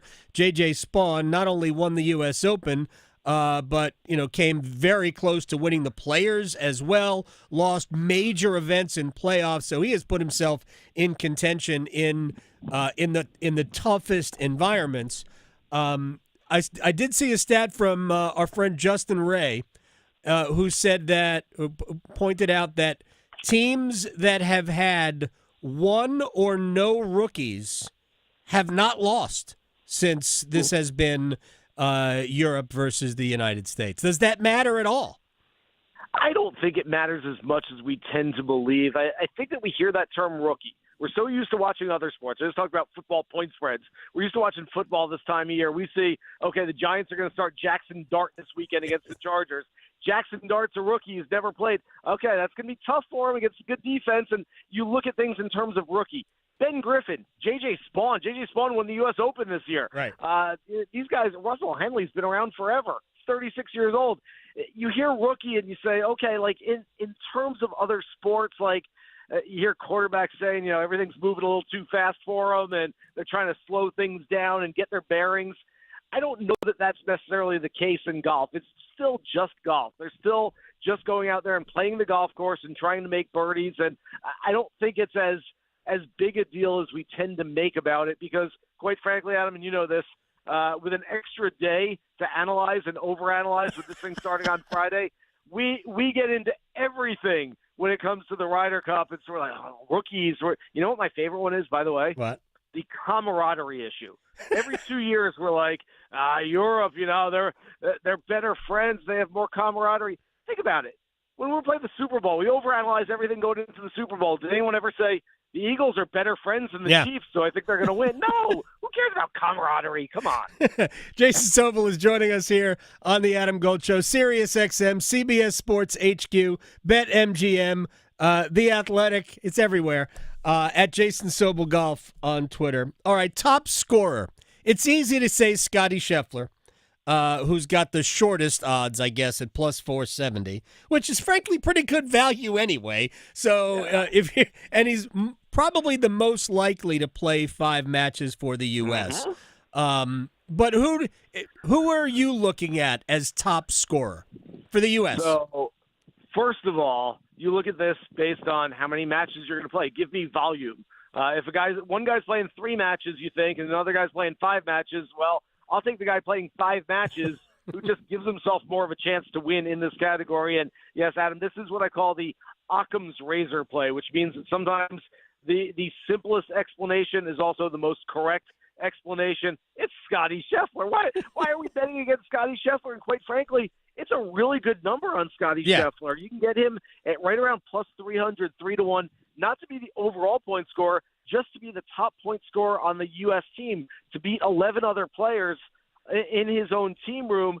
Just 2 weeks ago, he was plus 225. He was a shorter number to win the Pro Core Championship against 143 other players, including 9 of his teammates who are here this week. To me, that makes no sense, that comparison. Of course, by the way, he won the Pro Core Championship. Yeah. I love it. It's my favorite play on the board this week. Scotty Scheffler to have the most points for the U.S. team, and I also like a little sprinkle on most points overall. And then to go 5-0, he's 16-1. And I think there's one other point to be made here, Adam, is that we don't often look at correlative wagering in golf. That's something you do in football, and whether you know it or not, you're doing it, whether you know the terminology. Right. Think of the other day. Okay, the Lions are playing at the Ravens. If you like the over for the game total, then you probably aren't betting under props for Lamar Jackson and Jahmyr Gibbs and all the other Amon-Ra St. Brown. You're probably playing over props if you think there's going to be a lot of points scored. Well, we have correlative wagering at the Ryder Cup. If you think the U.S. is going to win and you're betting U.S. overall, you're probably not betting unders on Scotty Scheffler. You're probably not betting the under on Bryce DeChambeau. You probably think that those guys are going to play pretty well. So unless you're into hedging, unless you're like, all right, well, I'm going to take the U.S. here, but I'm going to take Europe there, and you're just going to basically, push your money back and forth, I think you can look at things and try to get a big picture of what's going to take place this week. And, okay, I like U.S., which means I like Scotty Scheffler, which means that I don't like Rory McIlroy as much, and I think you can play it that way. Is there another American you think might play 5 matches? I could see it from – okay, so I was just actually putting on Twitter a few minutes ago that we're going to get the foursomes pairings later today. It should be about 4 o'clock this afternoon. Don't expect it to be the 8 best players. Right. Because what happens is if you put out the 8 best players, well, in the afternoon for 4 balls, when you go out the guys who are birdie makers, well, either you're leaving guys on the bench or you're putting guys who are more suited for the alternate shot format. That's my subtle way of saying Colin Morikawa and Harris English might play on Friday morning, and we might not see a Cameron Young, who's been playing really, really well, and we're going to save him. That said, I think Scotty plays 5 matches unless it's just an absolute disaster somehow. If he's 0-3, maybe he sits out Saturday afternoon, but I really don't see it. I think that this team will ride on the back of Scotty Scheffler, win or lose. Bryson DeChambeau, I think, does get a foursome start in on Friday morning if he wins, and I think he plays with Justin Thomas. I could be wrong about all of this, but if he wins, he goes back on Saturday morning, and if he doesn't, they just hold him for best ball. And then Xander Schauffele and Patrick Cantlay are basically going to be together, and if they lose some momentum, if they lose a few matches, if they're not playing well, they'll sit, and if they continue to play well, I think Keegan Bradley rides the hot hand. Yeah, I like Bryson to be the top scorer, like a plus 1,000 is a good one. I think Rory and Rahm will both play 5 matches for Europe. Rory did 2 years ago. Rahm did not. The only player for the European side to play all 5 matches in each of the last 2 Ryder Cups, it's Victor Hovland. Yeah. And I know that there's murmurs out there that Victor Hovland's swing is not right now where he wants it to be. Victor Hovland won a tournament earlier this year hating his golf swing. So I'm not sure if that's necessarily a bad thing for Team Europe that Victor Hovland isn't hitting it the way he wants to right now. But that's the guy that I like in that market, especially top European point scorer where Rory's around plus 300, Rahm and Fleetwood are plus 600, and Hovland is plus 900.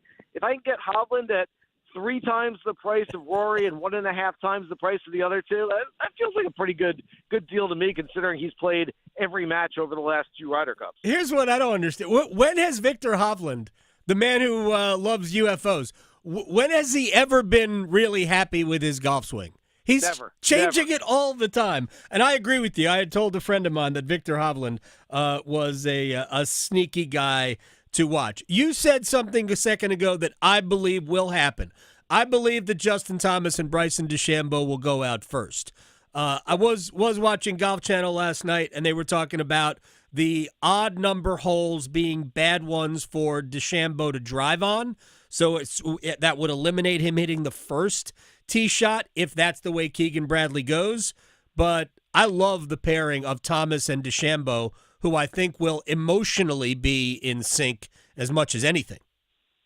I was told by somebody on the scene yesterday, and they played in the same group every day so far. It's been DeChambeau, Justin Thomas, Ben Griffin, Cameron Young, which seems like a Paul Azinger old-style kind of mini pod right there that those guys will all be together. But I was told by somebody who was there that Bryson swung out of his shoes on the first tee. Yes. Cameron Young had a nice little pause at the top, swung nice and easy, and Cameron Young actually got closer to driving the green than Bryson did, which I think is very, very telling, very interesting. That said, look, I've got it at I'm still working on the European teams as we speak right now, but I've got it at Bryson, JT, maybe in the first match, followed by Scotty and Russell Henley. Yep. Morikawa and English, and then Schauffele and Cantlay in the anchor match. I mean, the ordering could be completely different on that, but I think you want to go out with kind of the guys that are going to be pumping their fists and getting some momentum going, getting the crowd going. So I wouldn't be surprised if they lead things off tomorrow morning. Very much Bubba Watson stirring the crowd up.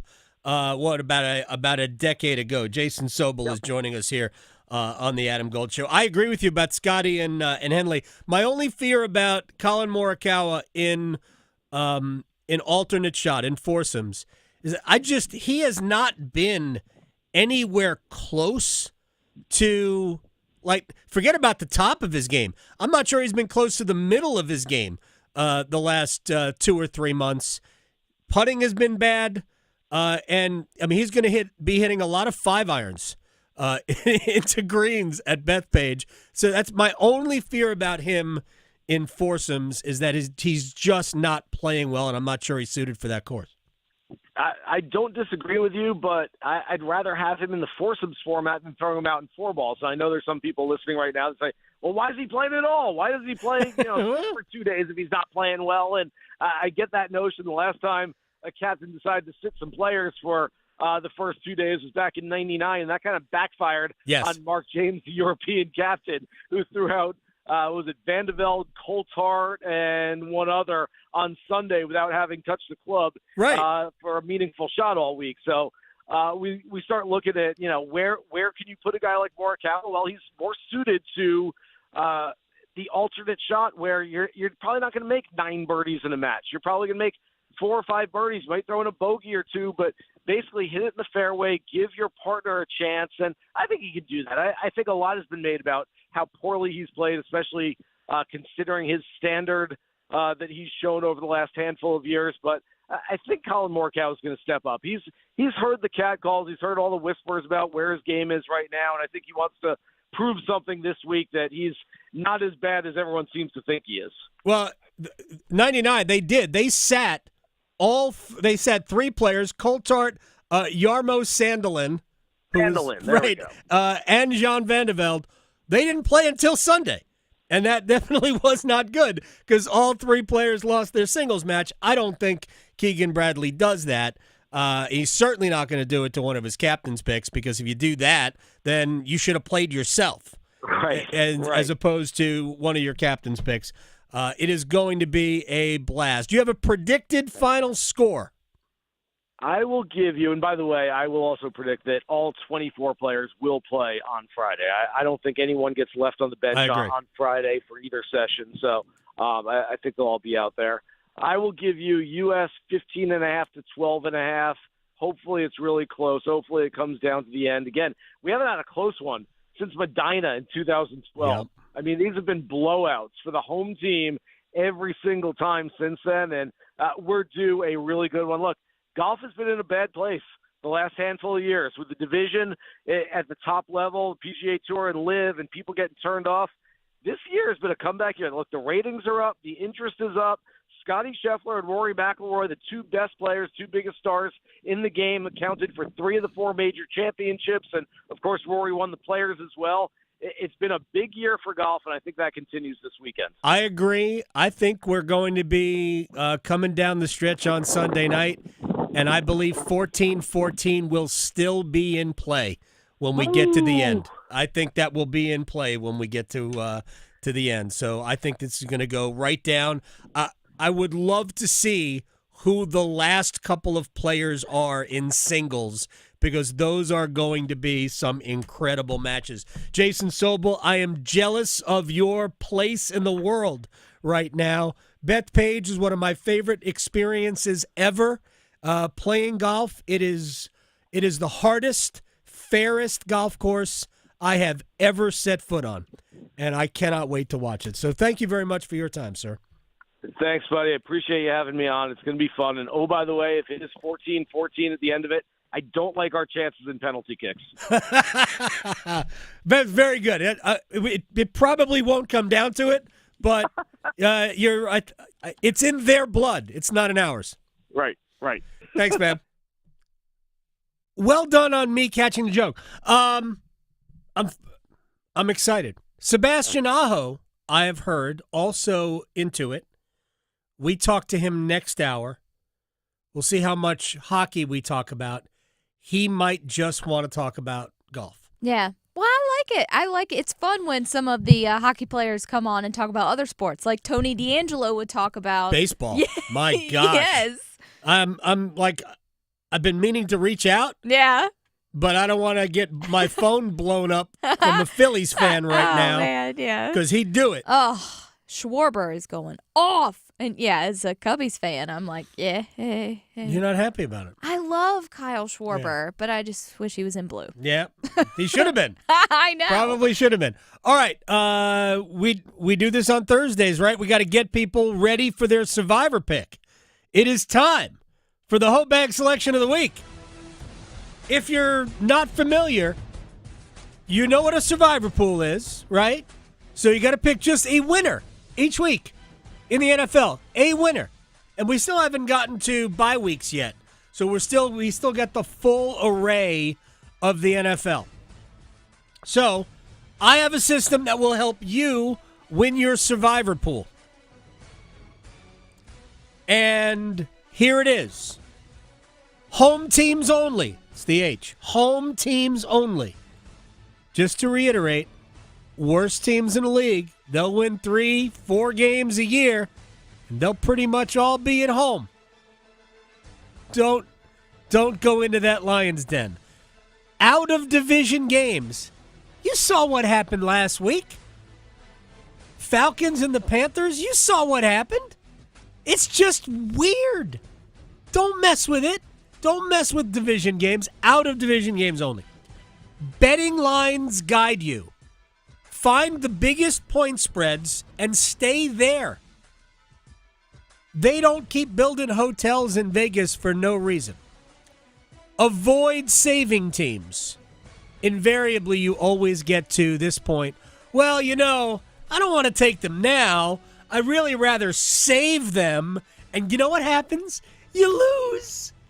And then saving doesn't matter because you're out. It's a survival pool. You just want to make it to the next week. Good teams only. This is something that will be unavoidable. At times, you will have to take a team where you have to go, yeah, I don't think they're very good, but this is the best selection of the week. So, home teams only, out of division games, betting lines guide you, avoid saving teams, good teams only, HOBAG. Denver we took in week 1, off the board. Arizona we took in week 2, off the board. Seattle we took in week 3, off the board. Who are the best selections this week? New Orleans is at Buffalo. The Bills are 15.5-point favorites. Cleveland is at Detroit. The Lions are 9.5-point favorites. Carolina is at New England. Patriots are 5-point favorites. They're not good. Neither team. But, that's what I said. Good teams only. We're not in a position where we have to take a bad team. Right. We're going to scratch that game out right now. Tennessee is at Houston. 7.5-point favorites are the Texans. Right now, they ain't good either. No. We're going to scratch that one out. Not to mention it's a division game. Yes. Jacksonville is at San Francisco. Only a 3.5-point favorite. How much do you really trust Mac Jones? Right. I don't. We're going to scratch that one out. Right. It really comes down to there are two choices this week. You're going to take either Cleveland at Detroit. You can take the Lions home against Detroit, 9.5-point pick, or you're going to take Buffalo at home against New Orleans. Cleveland's defense is just good enough to make you worry. Mm-hmm. So we're not going to worry. There's nothing about New Orleans that's good enough. Yeah. Buffalo. We're not saving teams. You No. don't save anybody. No. HOBAG says Bills. Right. Buffalo at home Okay. to the New Orleans Saints. Why is that funny to you? I keep thinking. Why is it funny to you? Don't trust the Rattler. He's not. It's not going to be No. a week for him. No. No, buddy. So, Buffalo at home against New Orleans. Bills are minus 15.5 points. Oh, it's crazy. Yeah. All right, that's your HOBAG selection for week 4. All right, when we come back. I remember this time. So good. All right, we're going to take a break. We'll come back. We will stretch. We will place bets. I am ready. I'm drooling. Bye. Talking sports so you don't have to pretend to know stuff. The Adam Gold Show on the North Carolina Sports Network. Hey, it's Adam Gold from my friends at FanDuel, America's #1 sports book. It is a Thursday. That means it is Touchdown Jackpot Thursday. I don't know what we're calling it, but it is a jackpot for touchdowns. On FanDuel, Thursday's Touchdown Jackpot gives you the opportunity to win a share of $2 million in bonus bets. Pick a player to score an anytime touchdown. If he scores the first or last touchdown of the game, you win your bet plus a share of the bonus bets. FanDuel.com/AGS. FanDuel.com/AGS. Good luck. 21 and over and present in North Carolina. Opt-in required. Must apply profit boost token on select market. Prize pool to be split equally among all eligible participants who made the correct first or last touchdown pick. Bonus is issued as non-withdrawable bonus bets, which expire 21 days after receipt. Restrictions apply. See terms at sportsbook.fanduel.com. Gambling problem? Call 877-718-5543 or visit morethanagame.nc.gov. You've only got so many weekends. Spend one doing something nobody saw coming. Is it a party, a festival, a race? It's all of that, and all at once. Concerts, tailgating, unbelievable action, 100 reasons to say this is actually awesome. It's fast, it's wild. It's the cutoff race in NASCAR's playoffs, the Wild Card Weekend. The Bank of America Roval 400, Sunday, October 5th. Get tickets at charlottemotorspeedway.com. Whether it's helping you work, save, or steer clear from fraud, AARP North Carolina is making sure your money, health, and happiness live as long as you do. Each week, AARP Without Limits meets people and explores topics to help improve how we live and age in North Carolina. You can also learn more about getting the most out of life by listening to AARP Without Limits wherever you listen to your podcasts. Turning 65 soon, navigating Medicare can be overwhelming and confusing, but you're not alone. The NC Department of Insurance SHIP program can help. SHIP counselors can help you understand Medicare benefits to make your best choices. Visit ncship.com or call toll-free at 855-408-1212. SHIP provides free, unbiased help in all 100 counties. Project supported by grants from the Administration for Community Living. Contents do not necessarily represent official views of, nor an endorsement by ACL, HHS, or the U.S. government. For North Carolina high school seniors, the countdown to college is on. And at CFNC, we've got all the resources and information needed to get you on campus next year. Take College Application Week, for example. Did you know you can apply for free at many North Carolina colleges from October 20th through October 26th? Sure can. Don't miss the opportunity to save some money applying to college. And for more help, visit cfnc.org/C2C. Now, all across North Carolina, it's Carolina Newsmakers. Each week, leaders from politics, education, business, and the arts join Don Curtis to share insights and ideas shaping our state. Listen on radio stations throughout North Carolina and on demand at carolinanewsmakers.com. Carolina Newsmakers is presented in part by the North Carolina Academy of Family Physicians, advancing family medicine in North Carolina since 1947.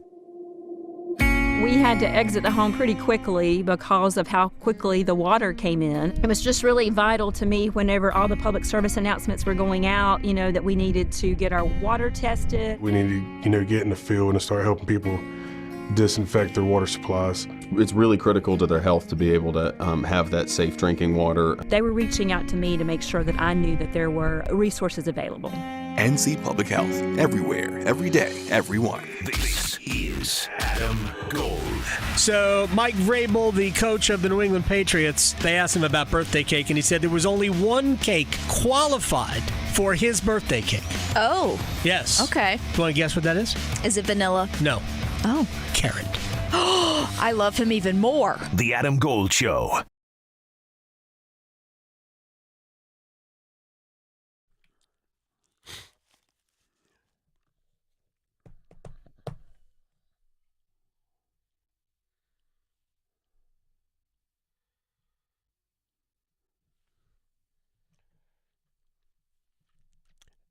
It's the Adam Gold Show. I am Adam Gold. Bobby McFerrin didn't have any other hit songs? Apparently not. He was on one of the lists that I looked that's at, fair. So I can't think this of might any. be the only hit. I actually have the album that this was on. It's pretty good. Yeah. It's a sneaky good album. Yeah, makes sense. Yeah. So. I mean, that's how they get you, because, back in the day, you had to actually buy the whole cassette, CD, I had a whatever. CD. And so that forced you to listen to all of the music. It didn't force you. But I loved it. You have an option. I love doing that. You could always just listen to the one song. True, but I was not that person. Yeah. I would wear them out. Actually, the album was pretty good. Nice. So pleasant surprise. Exactly. Mm-hmm. Yeah, One Hit Wonder Day. Yeah. You have a favorite one-hit wonder? We haven't played it. Have you played it yet? Favorite one-hit wonder. So I'm looking at this list. I won't say which one, but I mean, I do. Yeah, I do have. I'll just tell you. I do like Chumbawamba. That's a good one hit. Tub thumping. That's a good one. Very nice. That's a good I one. get knocked down. I get up again. Right? Yeah. I will say this list is wrong, though, because they have Hoobastank on here. The reason is a one-hit wonder. Let me tell you, that is not they are not a one-hit wonder. Okay. So that is rude to Hoobastank. Yes, you don't want to be rude to Hoobastank. No. So, yeah. But, Right. yeah, that's probably my fave. Time to stretch. Okay, so not only do I love one-hit wonders, but I also love life hacks. And I don't know if, I guess some of these are life hacks, but there was this article they put out where it's just a lot of different things that people said, don't knock it till you try it, life hack. Basically one of those kind of things. And so these were really interesting, the one that I read. So first off, we've got frozen towels. Now, this is for your face, where they say to put a damp towel in, like, the freezer for a few minutes, and then you can use it to, like, quickly cool down. That's always a good little hack. I don't know. I feel like that's kind of obvious. But then, this is another one, heating towels, but the other way for your food in the microwave. I don't know if you've ever tried this, but it actually works, especially with rice. Right. If you take a paper towel, damp it, and then put it in the microwave with your food, it helps. So... That's a little that's a little hack if you have to nuke something really fast. Now this, I laughed when I read this because I just thought everyone did this. Folding laundry while watching, they said trash TV, but I'll do it while I'm watching sports. Yeah, that's when do people fold laundry otherwise? I know. Do you just do it in silence? What kind of maniac does that? Yeah, you're a terrorist. Yeah. No, I fold laundry on the back of a like a rocking chair. Yeah. While I'm watching whatever's on TV, game, whatever. Exactly. Yeah. That's, I mean, duh. Ted Lasso. What are we doing? Yeah. And now it's going to be sweater weather soon. Not today. That's for sure. Actually, later on in the week, or I think on the weekend, it's supposed to be chilly. And next week, I think nice. it does happen, yeah. Nice. Well, with sweater weather, you also get soup/chili weather. Oh, man. Right? I'm so ready for it. And I've never thought to do this, but do you like Cheez-Its? Yeah, they're fine. I don't crave them. They said, I love some Cheez-Its. Right. They said you could put that in your chili instead of like crackers. You could crack. I don't do either. Well, that would be a good little mixture because they make all kinds of flavors. So they know. People who you have like magic spicy- Cheez-Its. Exactly. I got to use my magic Cheez-Its for hockey, not my chili. So I got to save it for that. But you can do that. Now this, I've been telling myself to try this, and I have not yet. Taking a peanut butter and jelly and grilling it like a grilled cheese, where you like melt the peanut butter a little bit, toast it. I take care of that by putting it in the toaster. Lightly toasting the bread before you make the peanut butter and jelly sandwich. Right. Yeah. Exactly. Yes. I'm curious, though, if you were to do it like a grilled cheese, if that would change it. Like, I don't know. If that would mesh things better, who knows? But now I need to try this. I wouldn't do that. But sounds messy. If you lightly toast the bread, you don't really have to toast it. You just warm it. Mm-hmm. Like, honestly, 45 seconds in the toaster is more than enough. Enough, yep. Yeah, that. And also, here's another little life hack. Slice banana and put that, before you put the jelly on, put that on too. I love peanut butter banana sandwiches. Yeah, but a little jelly as well. Yeah, I haven't tried it with that, but Well, I do get down with that. I'm thinking about opening up a restaurant where we only serve peanut butter and jelly sandwiches. I used to live in Greensboro. Right. They actually had a little shop downtown. I don't know if it's still there, but they served like gourmet peanut butter and jelly sandwiches. Only peanut butter and jelly. Yes, exactly, with different stuff in it. Yep. Oh, it was good. This next one, I will say, frozen grapes. Now they're saying this is good instead of using ice cubes for like wine or whatever, which it's a little, it's, you know, some people just like frozen grapes in general. I will say when I lifeguarded for a bajillion years, I would take apples and put them in the freezer as well. You gotta be careful because if you leave them in there too long, you're gonna break a tooth. Yeah. So just a little bit goes a long way. And then last but not least, because people like me who get eaten alive by mosquitoes, I've never tried this, but I need to. Putting toothpaste on your mosquito bite. I've heard of putting it on pimple, but they say if you put it on your mosquito bite, then it helps the itch disappear.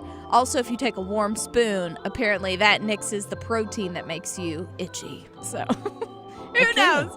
I needed to know that because I already have like 5 mosquito bites. I'm like, can you just die, please? Can you things just die? It's not cold enough yet, but I would love for that to happen. All right, then. So, yeah. Hopefully somebody learned something, and hopefully we play some good bets. Place your bets. Here we are. I bet you slice into the woods $100. Gambling is illegal in Bushwood, sir, and I never slide. Okay, you can owe me. I owe you nothing. All right, let's get her done. Okay, well, I didn't win anything yesterday. Oh, no. Well, what did I win? No, I won Cleveland. Oh, there you go. Cleveland. Easy. Gosh. There you go. Let's see. I think the Reds today, they don't have Paul Skeens pitching, so I think the Reds are going to come through because they kind of need to if they want to stay relevant. And give me the over 7.5. That's plus 195. So the truth of the matter is that the Reds lost the day before also without Paul Skeens pitching against them. I think the Reds might just be feeling it a little bit. Mm-hmm. So we'll go with the Pirates to sweep that series in Cincinnati. And I agree, over 7.5. Yeah. Next up. Wishful thinking. Yeah, I know, as a Mets fan. As we were talking about earlier, I love this guy. Wish he was still on my team. Kyle Schwarber, anytime home run hitter, plus 185. All right, Mets are going to beat the Cubs today. No. They're not. Oh, no. Forget it. Forget I said it, because it's not going to happen. I've already given you my Ryder Cup pick. You're plus 170. I also I think a tie. I think it's going to be very close if you wanted to go that route. That's plus 1,000. I'm going to give you the 2 leading scorers for the United States and for Europe. Leading scorer for the U.S. is going to be Patrick Cantlay at plus 800 right now. And we talked about it with Jason Sobel. Victor Hovland, plus 1,000. Going to be awesome. From the heels Touchdown, Carolina. to the canes. She scores! He covers it all. The Adam Gold Show on the North Carolina Sports Network. Pack Therapy is in session, thanks to First Horizon Bank. It's Tim Donnelly from 99.9 The Fan, alongside legendary Wolfpack play caller Mike Glennon. Every episode of Pack Therapy is your chance to get dialed in with inside information on your team. We'll set you up for every Wolfpack game all season long. And we'll break down every contest, what went right and what could have worked better. Plus, special guests to keep Wolfpack hope alive. Follow and subscribe to Pack Therapy wherever you discover your favorite podcasts, and watch every episode on YouTube. My name is Katie. I'm a Spectrum customer for mobile and internet, and I grew up on a farm and ranch in Nebraska, so I'm always cowgirling. Cowboy culture, you never want to pay more than you have to because there are so many expenses that go into farming and ranching. To have any efficiency on the farm, you need extreme connection and reception. I bet we save about $180 a month with Spectrum, and that's $2,100 for the whole year. Real customers, real savings. Visit spectrum.com/save. Real customer testimonial, compensated, not scripted. Are you trapped in a high-rate mortgage, watching your hard-earned money vanish every month? Stop. Right now at Loan Pronto, they are delivering the lowest mortgage rates in 3 years. Hey, it's Dennis Cox. Loan Pronto's rate reduction home loan program is a streamlined, low-cost way to slash your house payments by hundreds of dollars a month. Lock in a fixed rate as low as 4.99% APR and close in as little as 2 weeks. No appraisal needed in most cases. And here's the kicker. You can skip your next 2 house payments entirely. Don't wait. Rates this low won't last. Call Loan Pronto now for your free, no-obligation quote. Loan Pronto is amazing. Imagine lower payments, more money in your pocket, and a fresh start with a better mortgage. Call 919-381-1760 or visit loanpronto.com to lock in your new low rate and skip those next 2 payments. Don't let the high rates hold you back. Call 919-381-1760 or go to loanpronto.com right now. Equal housing lender, NMLS 1661781, subject to lender approval, NMLSconsumeraccess.org. It's bow time. Fumble in the food on game day? Rookie move. But you know Bo can make your tailgate a winner, breakfast, lunch, or dinner. Because the Carolina Legend has everything you're craving. We're talking crispy, juicy chicken loaded with real Southern flavor, fluffy scratch-made buttermilk biscuits, and all the fixins to feed your whole crew faster than you can say touchdown. Be the MVP this season and let Bojangles do the cooking. Order your tailgate today. It's Bo time. Planning a tailgate? Then it's Bo time. Bojangles has everything you need for the perfect tailgate, no matter how many fans you're trying to feed. There's the original tailgate, the super tailgate, and for a really big crowd, the jumbo tailgate special. And if you like your chicken off the bone, choose the Supreme's tailgate special that includes 12 perfectly seasoned tenderloin fillets. So grab the tickets, get that Bojangles tailgate special, and go. It's Bo time. Every year across America, a staggering 4.2 million youth are homeless or trafficked. Covenant House is the national leader providing safe housing for youth, 50 years strong. Help us fight youth homelessness. Go to covenanthouse.org. Find what you love, love what you find. A Total Wine and More. There's so much waiting for you. Spirits and beer, thousands of wines. Walk right through the door. It's all here to explore. With guides in the know and prices so low, it just might blow your mind.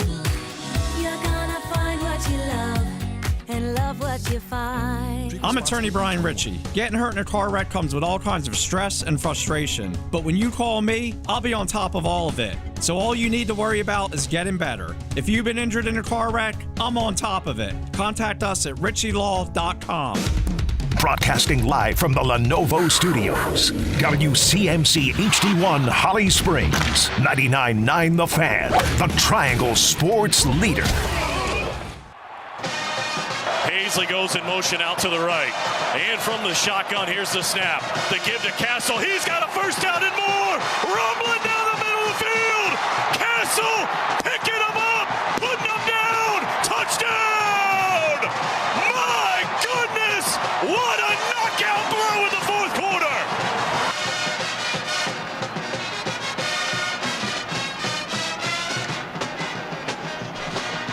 It's the Adam Gold Show. I am Adam Gold.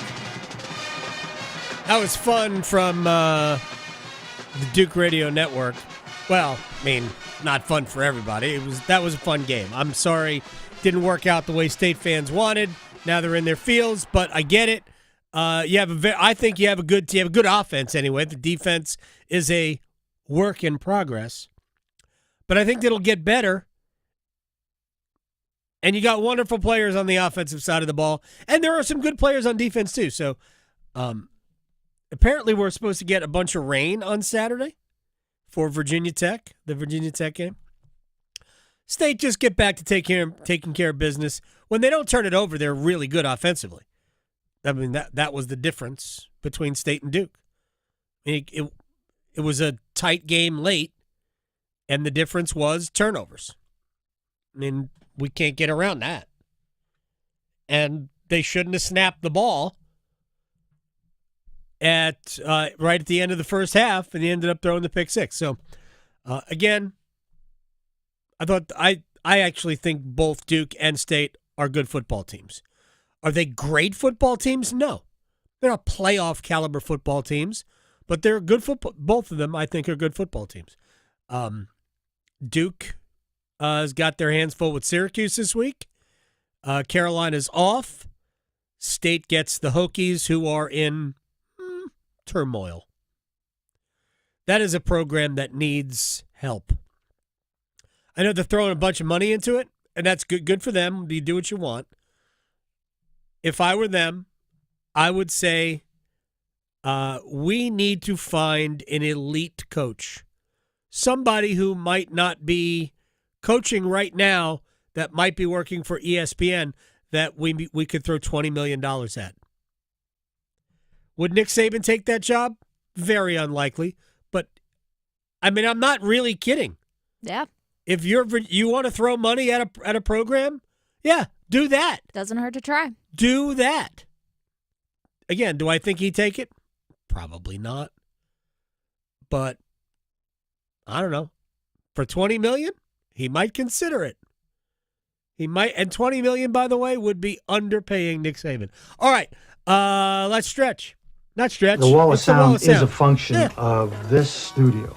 There's no doubt about it. If I wrote it down, We're still stretching. I would probably get it right. Well, at my age, you can never stretch too much. I know, exactly. Oh, and You just agreed. No, I need to stretch more. She So. agreed. Victoria just agreed. Yeah, you are an old beep.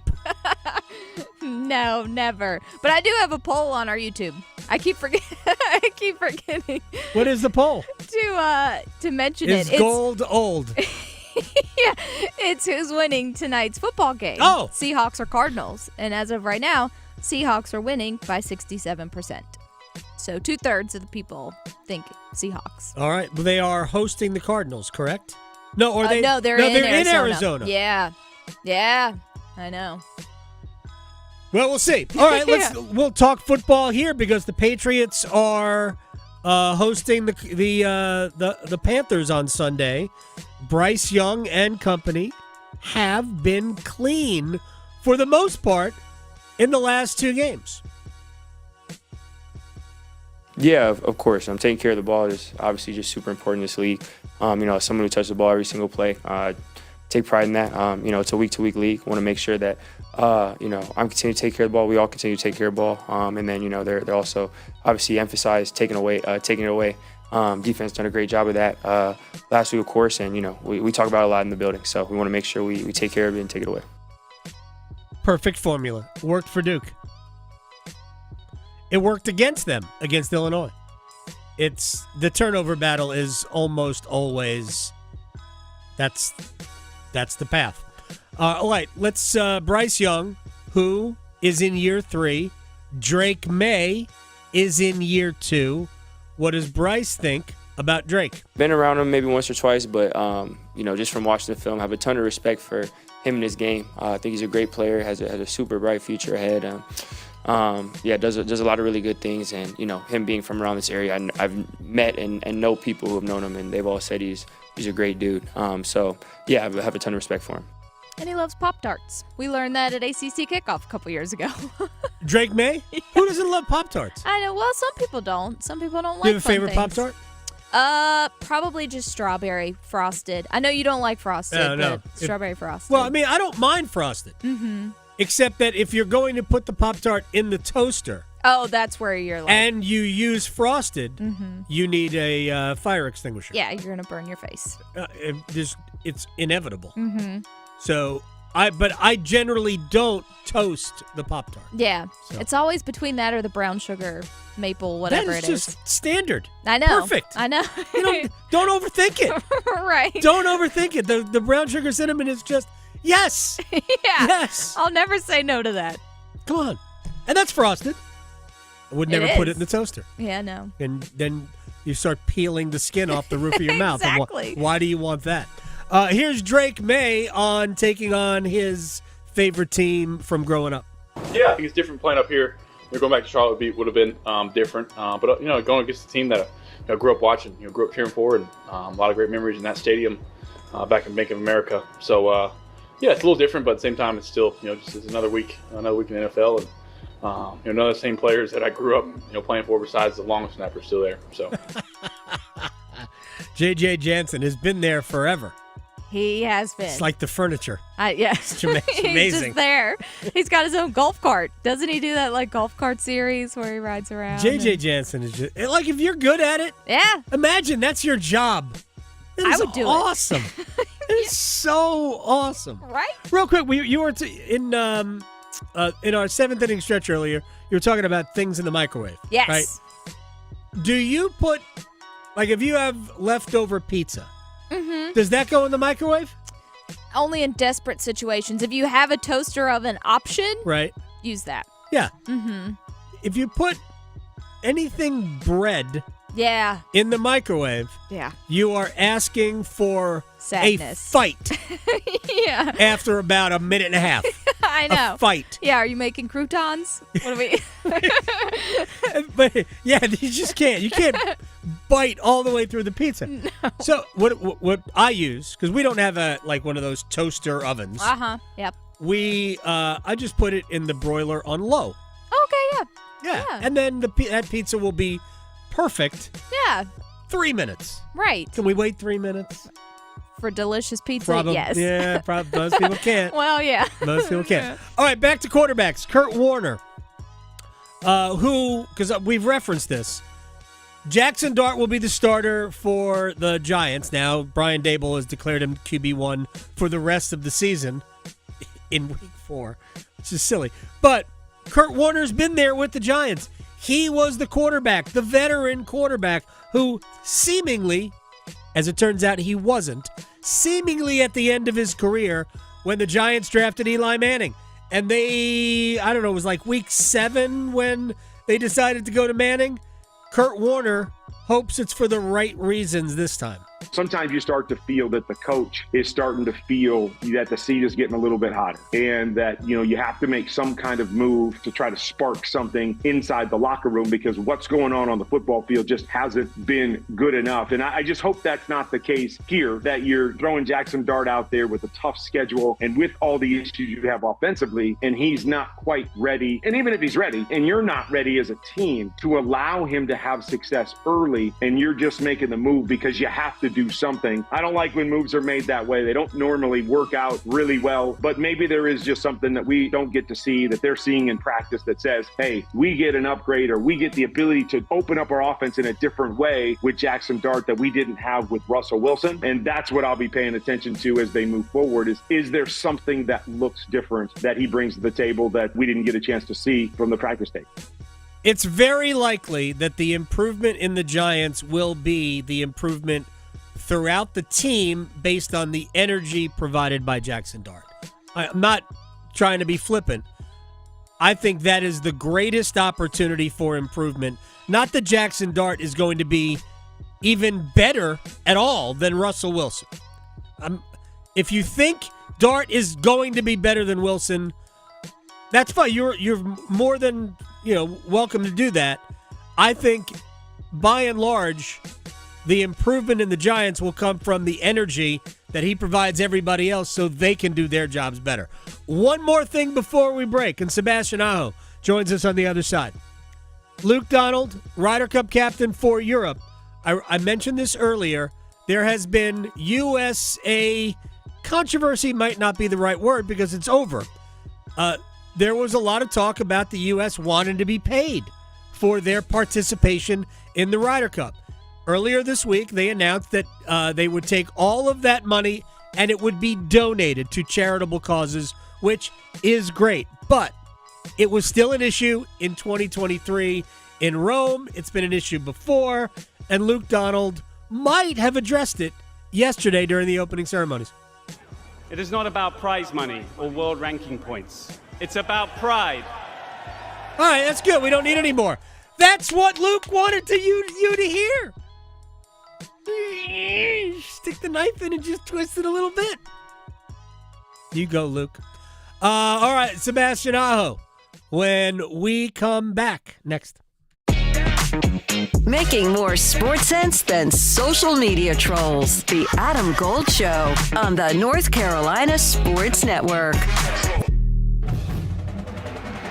ECU Pirates football tonight. ECU battles Army. There he goes, London Montgomery at the 40 to the 30, twisted out of bounds at the 25-yard line. See where they mark him out finally at the 21-yard line. This time the fake of the hand up. Hauser keeps it, dives to the end zone. Touchdown, Pirates. Finally get a touchdown in the game. Pregame starts at 7. Kickoff at 8 on 99.9 The Fan. The Triangle's home for college football. Hey, it's Adam Gold from my friends at FanDuel, America's #1 sportsbook. NFL Thursday is here. It is your chance to cash in $2 million in bonus bets each week in the offing because it is Thursday, touchdown jackpot day. You pick an anytime touchdown scorer between Seattle and Arizona. If that player scores either the first or the last touchdown, you're in the mix for a share of $2 million in bonus bets. Incredible. FanDuel.com/Adam Gold. Gold. FanDuel.com/AdamGold. Let's win. 21 and over and present in North Carolina. Opt-in required. Must apply profit boost token on select market. Prize pool to be split equally among all eligible participants who made the correct first or last touchdown pick. Bonus is issued as non-withdrawable bonus bets, which expire 21 days after receipt. Restrictions apply. See terms at sportsbook.fanduel.com. Gambling problem? Call 877-718-5543 or visit morethanagame.nc.gov. Got a sore throat? A kid with a high fever? An aching back? I've got 3 words for you. WakeMed Urgent Care. Locations everywhere. Urgent care just for kids. Urgent care just for orthopedics. Urgent care every day of the year at MyCare 365. Even virtual urgent care on your couch, in your jammies. Find the urgent care location nearest you at wakemed.org. We'll be here with the care you need whenever you need it. Ready to plug into the future and save big? Charge up the savings at Wilkinson Chevrolet GMC in Sanford with up to $5,500 off a new 2025 Chevrolet Equinox EV-RS. Includes Wilkinson discount and customer cash. See dealer for details. Plus, this is the last month to get in on the $7,500 federal EV tax credit. This electrifying deal ends at the end of this month, so hurry to Wilkinson Chevrolet GMC in Sanford or online at wilkinsoncars.com. Chevrolet. Together, let's drive. At First Carolina Bank, we pride ourselves on building relationships and doing the day-to-day things in banking extremely well. Experience the First Carolina way for yourself or your business today. Visit firstcarolinabank.com. First Carolina Bank, member FDIC. At Smith Douglas Homes, we're proud to support our hometown heroes, teachers, healthcare workers, firefighters, and military. As a thank you, receive a $2,500 credit towards your new home purchase. Explore smithdouglas.com. Smith Douglas, where it's your home, your choice, within reach. Nothing beats a fairway green lawn. Now's the time to seed your fescue lawn. A lot of people think it's springtime, but that's incorrect. You got to get out there and do a core aeration seeding, put down the proper fertilizer at that time. And if you have a warm season lawn, now's an excellent time to start controlling winter annual weeds like poana. And of course, broadleaf weeds never stop, no matter what turf you have. So it's always a good time to apply the proper broadleaf weed control and your fertilizers. 919-329-0095. Visit fairwaygreen.com and go ahead and request a free lawn analysis. We'll be out within a few days and leave a very detailed lawn analysis in the door. Nothing beats a fairway green lawn.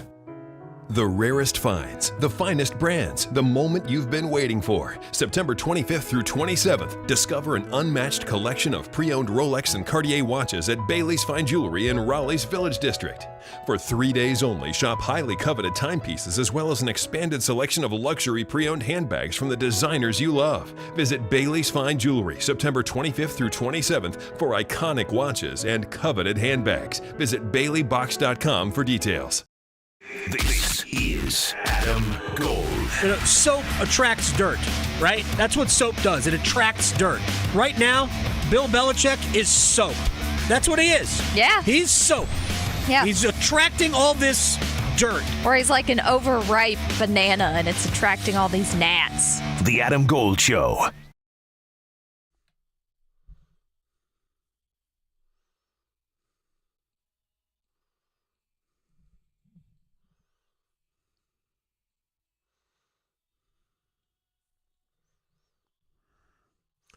It's the Adam Gold Show. It's a great one-hit wonder. Great music video, too. Phenomenal. Mm-hmm. The Aha. Actually, I didn't realize, because we're going to talk to Sebastian Aho here in a couple of minutes. Aho. I don't know. Anyway, yeah, that was a phenomenal song. Victoria told us it was National One-Hit Wonder Day. We've only got one more of those one-hit wonders. Bumps coming out, right? Just bottom of the hour break is the last one we've got. You know I've been geeking out about the Ryder Cup, which starts tomorrow. By this time tomorrow, we will be into the afternoon sessions at Bethpage Black. It is I've heard it called a perfect event, golf event, because it is so quick. Friday morning, Friday afternoon, Saturday morning, Saturday afternoon, Sunday, done. It's not 4 days, it's 3 days. It is just different. And I know I'm not the only one who is fired up for it, because I asked specifically when I got to the game last night, who would be cool with talking about the Ryder Cup, and I was told that the first answer was Sebastian Aho, and he joins us on the Adam Gold Show. Sir, how you doing? I'm doing great.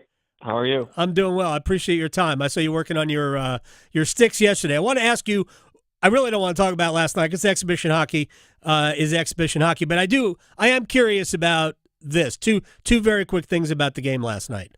One, cool playing with Nick Ehlers and your buddy Seth Jarvis. I thought you guys had some pretty good chemistry last night. Everything but the goals, right? Yeah, I'd say so. We had some. We definitely created a lot, and obviously we had a lot of chances. But having said that, the game obviously exhibition game, and obviously them not bringing their lineup the game was what it was, and right. But yeah, we definitely can be better at many details in a game, and that's a good thing about the preseason. You get and even the exhibition games. The new guy like Ehlers, he comes in and it's tough to coaches throw 1,000 details to him, and he kind of has to figure out what to do with them. But obviously, when you play a game, you get to talk, you get to see on the video what we should have done or what we did good. So that part about the preseason is good. I don't want to minimize. Sebastian Aho is joining us. I don't want to minimize. I don't want to disrespect the game or anything. But the way it ended, does it bother you the way it ended? Do you forget about it? I mean, I know you said last night that it's a good thing the game. We learned how not to play. How much does that sit with you? Because I found it almost, I mean, again, I don't want to disrespect it. I found it almost hysterical the way everything happened because you guys were so good last night that I don't want to forget how good you guys were really for 40 some odd minutes. Yeah, I mean, definitely. We all competitive. You every game you dress up, you try to win, but obviously it doesn't.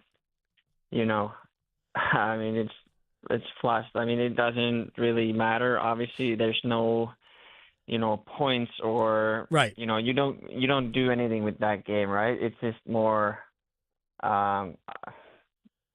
Yeah, you don't think about that stuff today. You go over a video session in the morning and you take the positive, you take the negatives, you go over and then you flush it. I mean, that's just how it goes. And obviously when the real stuff starts, it's a little different. That would definitely bother more than it does now. Sebastian Aho is joining us here. All right, I promised we were going to talk Ryder Cup, so let's do it. First of all, what is, you're a relatively new golfer, right? When did you start playing? Well, yeah, I started playing when I first got here, so I don't know, 10 years now. So. God, you've been here that long? Making me feel old, Sebastian. You're still young, but you just made me feel old. Yeah, I'd like to think so that I am a young guy still, but you I are. don't know.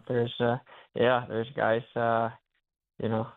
well, you can't younger than me now, so it's funny. You can't be the youngest forever. I mean, that's just just natural.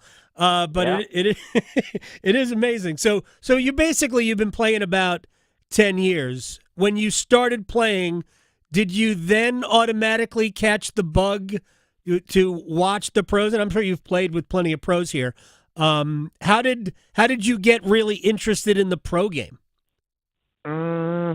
Yeah, I mean, obviously you can relate. You watch it on TV, and you know how hard some of the shots are, and under the pressure or some of the putts or whatsoever. So you get to feel that in golf. That's pretty rare in any sports. It's kind of easier to relate on those guys because it's still the ball doesn't move and it's still the same shot. And technically you're supposed to be able to hit it every time, same times, but it's not so easy. So, yeah, I don't know. I think I do enjoy watching it and definitely playing it. Yeah, I'm glad you said it. The ball doesn't move. It just kind of lays there and taunts you. It just says, come on, you just did it once. You should be able to do it again. And those guys play a completely different game than, I mean, I know you're good. Justin Williams is a legitimately good golfer, and he knows that it's a completely different game that he plays than the pros play. No, yeah, definitely. No, yeah, it's the levels when you get to the pro level, it's not even close. I mean, I don't care how good you are at your local, club and stuff like that. It's just another level, and I think that's. I mean, obviously, top guys they put so much time and effort for that. So it's naturally they're better, but I think it's also mentally they're really good at controlling the thoughts and how they approach the game, and obviously it's a lot different than hockey, and but yeah, I think it's I find it interesting to see how the best of the best, how they're mentally very strong. Yeah, you have to be, and the tension. I've not to bring up hockey again, but sometimes you're trying so hard to do something, and your muscles kind of tense up. Man, if that happens in golf, you're absolutely toast. Sebastian Aho is joining us here. So talk to me. What are you looking forward to tomorrow? I'm assuming you're not going to Tampa tomorrow to play. I'm just going to make that assumption here. What are you looking for tomorrow? Will you be? I know there's going to be practice, but when practice is over, will you be going back to your house and watching the Ryder Cup? Yeah, I'm definitely going to tune in. One of the better, if not that, one of the better golf tournaments to watch, and obviously, it's going to be a tight match, and going to enjoy it. Are you rooting for Europe or the United States? What do you think? Of course, Europe. I mean, I appreciate the Americans' golf game and all that, but I mean, that's just you can't. Of course, you're gonna root for Europe. Great answer. It was probably a dumb question, but I don't know. I mean, you half the year you live here, right? There's no Finns. There's no Finns playing. That's right. Yeah, that's right. No, I mean, yeah. I mean, that's and I do like a lot of. Americans golf. They're great, but obviously you can't. I think it's just naturally you gotta root for Europe. Do you have a favorite player that you will be following? Well, I mean, everyone loves watching Scotty Scheffler right now. Obviously he's American. He's we tried to beat him, but still enjoying watching him play. He's by far the best player right now. But I don't know, Team Europe. We get some power, we got some legit great players there, and to mention a few, who would I look? Actually, I'm interesting to see how Ludwig Åberg will do this tournament. He was last Ryder Cup. He was good, and obviously I think he has a lot of potential to be even one of the best players in the world. So kind of probably. He's one to watch. Same part of the world as Victor Hovland is from. Obviously not the same country. He's Norwegian. You've got a Swede. Yeah. Is there any of that pull? Although I know that there are Finn-Swede rivalries, certainly in hockey. But is there pull to somebody who is from that part of the world? Yeah, I think it's cool. Obviously, this season is different, and I don't know if. Well, definitely not in Finland. It hasn't been always a big sport. Obviously, It's growing, and I assume it's kind of similar with in Norway and Sweden. I think it's cool. There's no rivalry in golf, obviously, between the countries, but I think it's just fun to see that even from countries like Norway and Sweden, and hopefully one day from Finland as well, there's guys who are competitive at the highest level. Yeah, I think who's the best Finnish player right now? Is it like Mikko Ilonen or Välimäki is a good player? Yeah, Välimäki probably takes the cake right now, and hopefully he has some good years left. And he can solidify PGA Tour card and all that. But and also we had another guy who did really good at the British Open. But obviously we're hopefully that one of those guys will become a star, and it will make it even more fun to watch. What's your handicap? Mine? Yeah. Oh, well, it's 4, but I don't know if it's too accurate right now. I obviously haven't played too much right this past summer, but it's on the app. It says 4, so let's go with that. We're gonna have to go with 4. Obviously, that's not too bad. Sebastian Aho is joining us here. All right, what is your favorite golf course to play? Oh, okay. I don't know. What could be the favorite? I mean, I did enjoy playing Panthers number 2. It's challenging. Yep. It's definitely up there. Riviera in LA, that was cool. Ooh. That was really cool. Actually, yeah, that's probably that was a fun day too. So I don't know, probably one of those 2. That's a very good one. Now, do you play at all during the course of the hockey season, or are the clubs somewhere in? Are they still in Finland? Are they in your garage? When will the next time you play? Yeah, I mean, definitely. Well, this time of year, you should still play every once in a while, and I think we're gonna have like a team outing at some point here before the season starts. Okay. But yeah, I mean, it kind of depends on the guy. I don't really usually play too much during the year. Whenever there's like a little bit of a bigger gap between the games, so that's basically not too many of those throughout the year. So, but yeah, some guys like to play more, but I think it's just preference. And obviously, if you go out there, and sometimes I go play, quick 9 holes and kind of get out of there during the year. It's not. It's more of a definitely off-season sport for me, or off-season hobby, I would say. But yeah, every once in a while, I still like to go swing. All right, real quick before I say goodbye. Sunday's game is at home. It's also the singles day at the Ryder Cup. Do you have a plan? Because I'm going to guess that might be in the lineup on Sunday because it's the last home game, or maybe not. But do you have a plan for Sunday? Did you try to get that game moved to like 9:00 in the morning? Yeah, I mean, there's not much I can do about that, but yeah, we'll see what Roddy will how the lineups will shape. But if there's chance to watch, I'll definitely tune in, and if it's time to play hockey, then it's time to play hockey. So, but yeah. All the sacrifices that you have to make, Sebastian. I appreciate your time. Thanks for goofing off with me. I'll see you very soon. Be well, and I'll talk to you later. Awesome. Thanks for having me. You got it. Sebastian Aho here on the Adam Gold Show. That was just like kidding around with him. Was it that crazy a question who you're rooting for? I guess it was. I guess it was. I love the answer. I know. What are you talking about? What's wrong with you?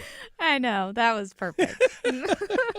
All right. Well, you never know. That's why you got to ask. That's why. I know. That's why. Okay. Very, very quick story. People know I long time ago worked with Larry King when he was on the radio. And I kid you not, Kenny G was actually a guest on the radio show. Kenny G. For people who don't know who Kenny G, a clarinetist. I think he played the clarinet. First question to Kenny G. Kid you not. Why the clarinet? It's a pretty simple question, right? I don't know. I just thought I'd ask. Yeah. It's actually a saxophone, but Kenny G? Yeah. But it looks like a clarinet. Never mind. It's shaped weird like a clarinet. I'm telling you, that was Larry's first question, though. Yeah. And maybe I don't remember the answer, I guess. Maybe Kenny was like, I don't play this clarinet. Maybe that set the tone. You dope. Yeah. I also have a story about the word dope and Larry King, but I'll tell that off air. When I asked Sebastian, player he likes watching, he went straight to Scotty Scheffler. No, see? I don't know.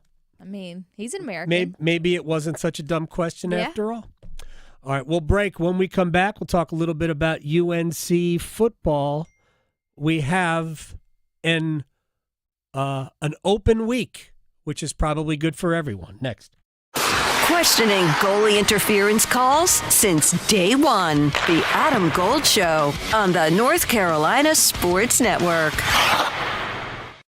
Hey, it's Adam Gold from my friends at FanDuel, America's #1 sports book. It is a Thursday. That means it is Touchdown Jackpot Thursday. I don't know what we're calling it, but it is a jackpot for touchdowns. On FanDuel, Thursday's Touchdown Jackpot gives you the opportunity to win a share of $2 million in bonus bets. Pick a player to score an anytime touchdown. If he scores the first or last touchdown of the game, you win your bet plus a share of the bonus bets. FanDuel.com/AGS. FanDuel.com/AGS. Good luck. 21 and over and present in North Carolina. Opt-in required. Must apply Profit Boost token on select market. Prize pool to be split equally among all eligible participants who made the correct first or last touchdown pick. Bonus is issued as non-withdrawable bonus bets, which expire 21 days after receipt. Restrictions apply. See terms at sportsbook.fanduel.com. Gambling problem? Call 877-718-5543 or visit morethanagame.nc.gov. You've only got so many weekends. Spend one doing something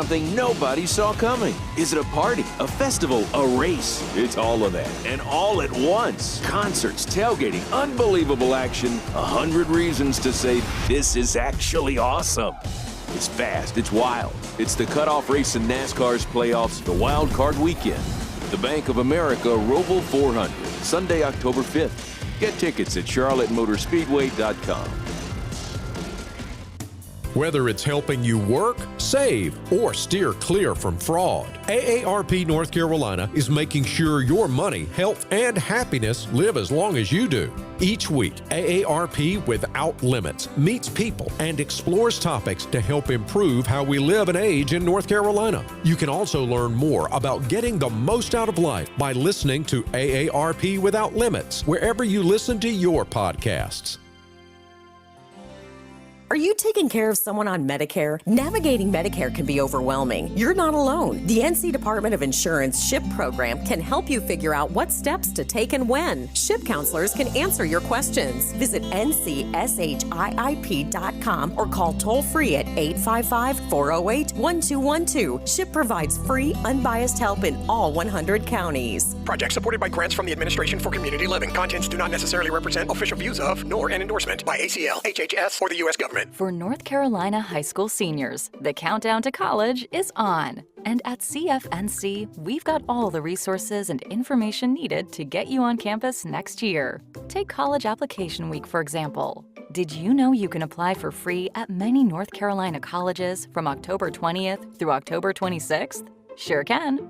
Don't miss the opportunity to save some money applying to college. And for more help, visit cfnc.org/C2C. Now, all across North Carolina, it's Carolina Newsmakers. Each week, leaders from politics, education, business, and the arts join Don Curtis to share insights and ideas shaping our state. Listen on radio stations throughout North Carolina and on demand at carolinanewsmakers.com. Carolina Newsmakers is presented in part by the North Carolina Academy of Family Physicians, advancing family medicine in North Carolina since 1947. As a school nurse, I feel like we're really that contact for the schools between the Department of Public Health and what goes on in the school system. The face of the Department of Public Health in our school is our nurse, Nurse Emma. All the communication that she was receiving and direction she was receiving, she made sure to communicate with us and be a wonderful partner with us. These kids need their routines. NC Public Health. Everywhere. Every day. Everyone. One Adam. Gold. One Adam. Gold. Person in front of me in line had a box of wine. Oh, yeah. I feel that person. If you're buying boxed wine on a Friday, that thing is open right now. In the car. Yeah. I don't even need it to cool down. She jammed a big straw right through the top of the box yeah. in the Went car. to the gas station to get a cup of ice. Like, they don't even care. The Adam Gold Show.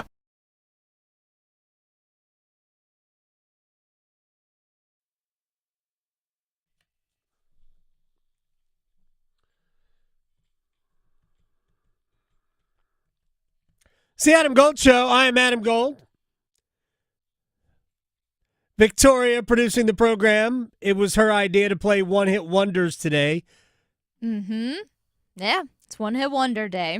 Is national or international one-hit wonder day? It's probably international, but for us, it is what it is. We don't have enough bump songs for me to play all the good one-hit wonders. There's thousands. There's so many. Like there really are so many. Somebody sent a tweet to me earlier. Come on, Eileen. Yes, that was one of them. Is that Dexy's Midnight Runners, right? Mm-hmm. Yep. Also, My Sharona, The Knack. Yeah. I had that on a 45. Yes. It's a good one. Too Late to Turn Back Now. Is that the entire name of the song, or is it a smaller? Maybe. Might just be called Too Late. I don't know. Yeah. I don't remember who that was. And Brandy, Looking Glass. Oh man, that's such a good one. Yeah, but that's like at this point, it's like a cliche. At this point, no, I'm with you. It's one of the classic one-hit wonders. I mean, Right Said Fred is on here. Yeah. I'm Too Sexy. Men Without Hats, the safety dance. Mm-hmm. Oh yeah, that's very good. The video. Very I good. know. In our YouTube stream, we had Achy Breaky Heart. Billy Ray Cyrus didn't have any other hits? I know. That's what I was thinking, too. I thought he had one more, but maybe I'm not. sure he had other hits. Yeah, maybe. That's all I can Nothing to remember. that extent, I'm sure. Yeah. Godier, the Scooby-Doo song. I don't know why they call it that, but somebody I used to know, that's another good one. There's just so many. Yes. I should just play them tomorrow, too. Spillover. I know. It's fine. There's nothing wrong with that. Again, I'm trying to convince you. Put out your playlist. Yes, I have been keeping track. Okay, and then you'd have to explain why. What Billy Joel song did you play? Moving Out? I know. Yes, Moving Out. Yes. That was just because I'm here for the people too, and it was a request, so I was trying to not ignore the request, but yeah, today's one-hit wonder day. Except for that one. Except for that part. Fantastic. All right. Just a couple of very quick news items, and just because we've been talking about it, we're about an hour and a half away, a little bit less than an hour and a half away from Keegan Bradley and Luke Donald releasing who's going to play in the morning tomorrow. The pairs, it's alternate shot. They call it foursomes during the Ryder Cup. It's alternate shot tomorrow morning, and then 4 balls in the afternoon where everybody plays their own ball, and you go out with a partner. And they don't know who the other team is throwing out. So Keegan Bradley will have, we'll guess here, Bryson DeChambeau and Justin Thomas. They'll be the first pair out. He'll have his 4 pairs, and they'll unveil them one by one, I'm sure. But anyway, he will not know who Luke Donald is putting out in his 4 sessions, his 4 matches. So it's a blind draw. It's kind of cool. I could argue that the way the President's Cup does it is better for drama, for fun, where Keegan Bradley would throw a team out, and then Luke Donald would go, you know what? I want these guys to play those guys. To me, that's the one thing the President's Cup does a little bit better than the Ryder Cup. Either way, we'll know them probably by 4 o'clock is roughly when I think they're supposed to do it. Hockey fans, Florida Panthers captain, center Alexander Barkov left practice hurt today. He had to be helped off the ice. They don't know the extent of the injury. As a Hurricanes fan, I do not play the game of I want the other team to be compromised.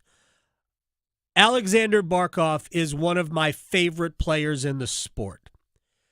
I've had conversations with hockey people where, look, I am not suggesting in any way that Barkov is as good as Connor McDavid, Leon Draisaitl, Nathan McKinnon.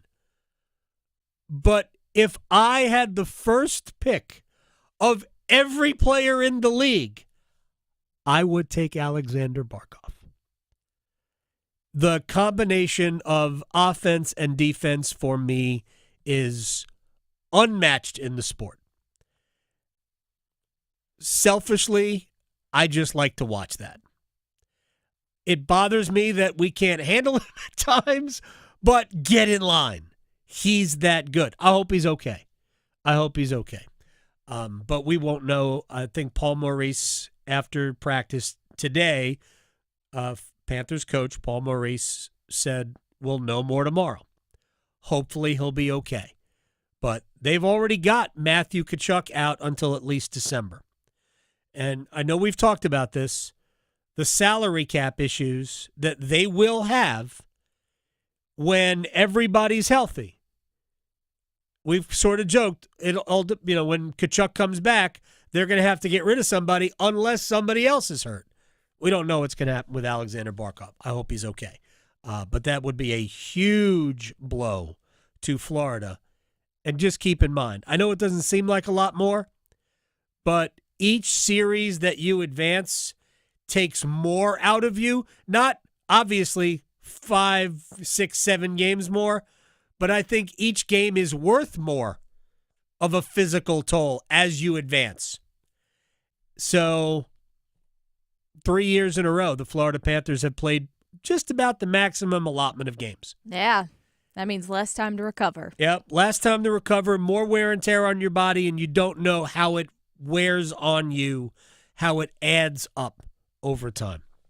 So, again, I hope he's okay. All right, let's rewind.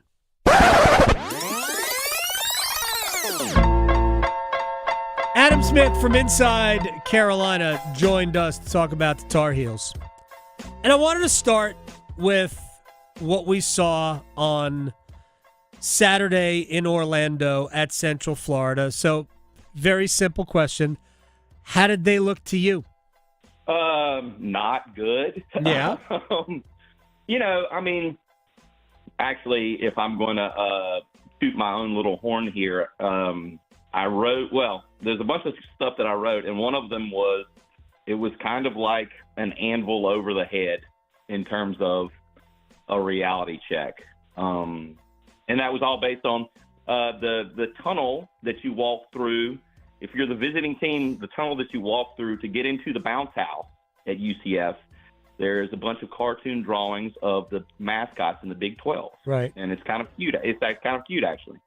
But, I think Carolina fans have been looking at that game, AG, if you were dealing in reality, beyond the hype and the pomp and the circumstance and the buzz of the opener against TCU on Labor Day, I think what you were looking at was you figured Carolina would lose to TCU, a competent team with a very good quarterback, that they would beat UNC Charlotte and Richmond as they did, and then the season would sort of start in some ways with the UCF game, which this is a schedule with a bunch of toss-up games, and that looked like maybe a toss-up game that you could win. I think UCF's picked next to last in the Big 12. Yep. Gus Malzahn got the heck out of Dodge down there to go be FSU's offensive coordinator, Right. They've obviously brought back Scott Frost, but, you looked at that game as, like a 50-50 game maybe, and it was not a 50-50 game. They got beat down. Yeah. It was 27-3 in the second half when Gio Lopez got hurt. If you add it all up, if you take they played 2 games against teams from power conferences. They've been outscored 82-23 in those 2 games. It wasn't good. And I will tell you, maybe, this is an entertainment show. I was thinking when you said how was UCF, it was kind of fun the way that we went into the stadium from where we were staying. You go by all these fraternity and sorority houses. Right. And the banners, the 2 road games that UNC has played, the chants and the banners have not been kind to the Belichick, Jordan Hudson relationship. There were some signs about keep Bill away from the student section. There are other signs that not fit for FCC approval, probably. At UNC Charlotte, they had a chant, Bill likes freshmen. Clap, clap, clap, clap. Bill likes freshmen.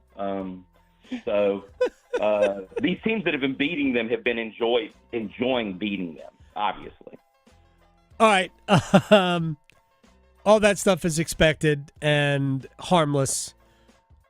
just as a quick aside, there are those who are using some of the sideshow aspects of what we are dealing with.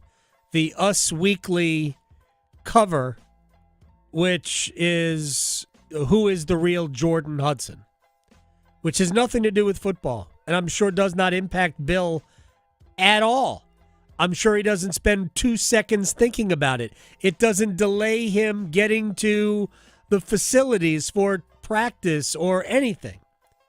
But because it is indirectly related to UNC football, it is being used as another example as to why this will not work.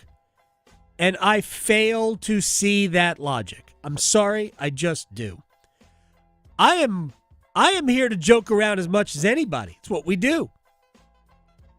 But I don't think anything that Jordan Hudson does impacts anything that happens on the football field. If I think it does at some point, I will say it. But I don't think it does. And it's okay to think that this won't work. And I've said from the beginning, you're probably right. It does look bad. But Us Weekly doing a feature on Jordan Hudson isn't more proof. It just isn't. All right, one more thing about it, and I want to go back to Adam Smith here.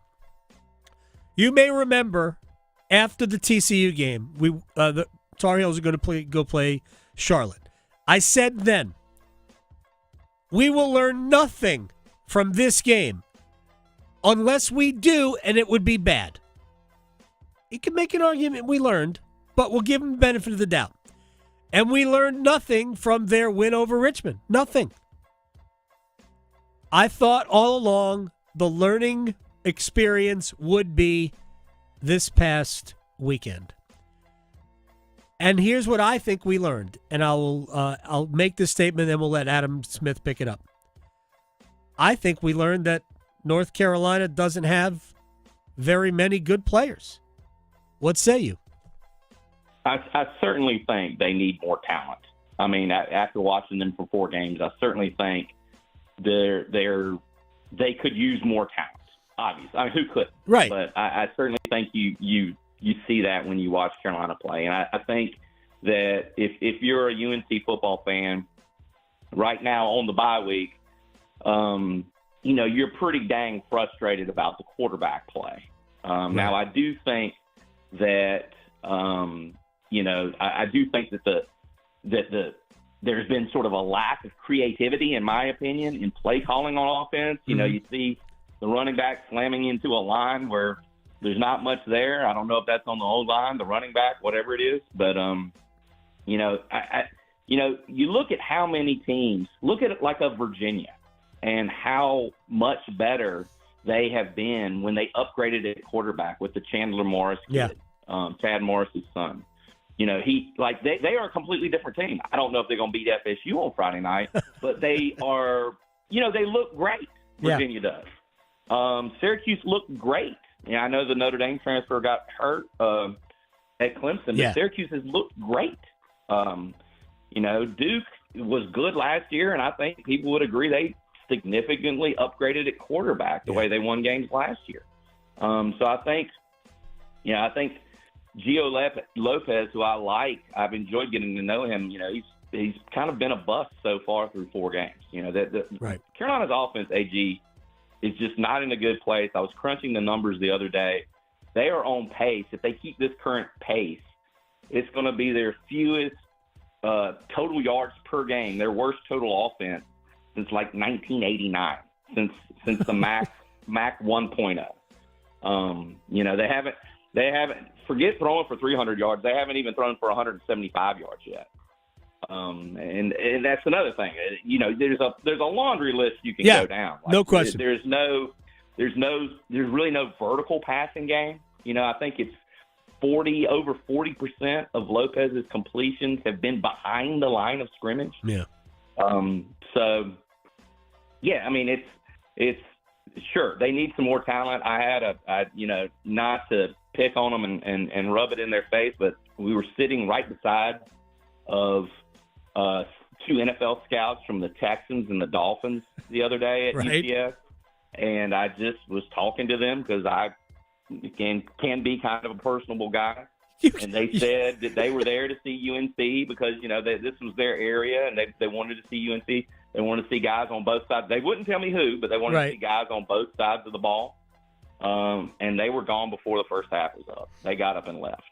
Wow.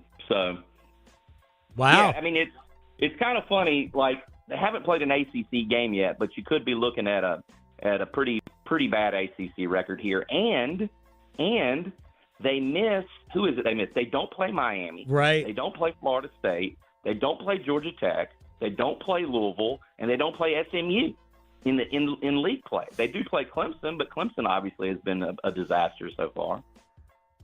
Yeah, they have. We'll see if Clemson gets well next week. All right, a couple of Hurricanes updates before we jump out of here. Canes are back on the ice tomorrow on the road at Tampa. Should be a very lightly used NHL roster. Mostly, like the PTO guys will play, which would be the third time in a row for some of these guys. I don't think we'll see too many NHLers. Anyway, Jacob Slavin was back at practice today. That's great. Keandre Miller was back at practice today. Look at that. Yes. Still no Jalen Chatfield.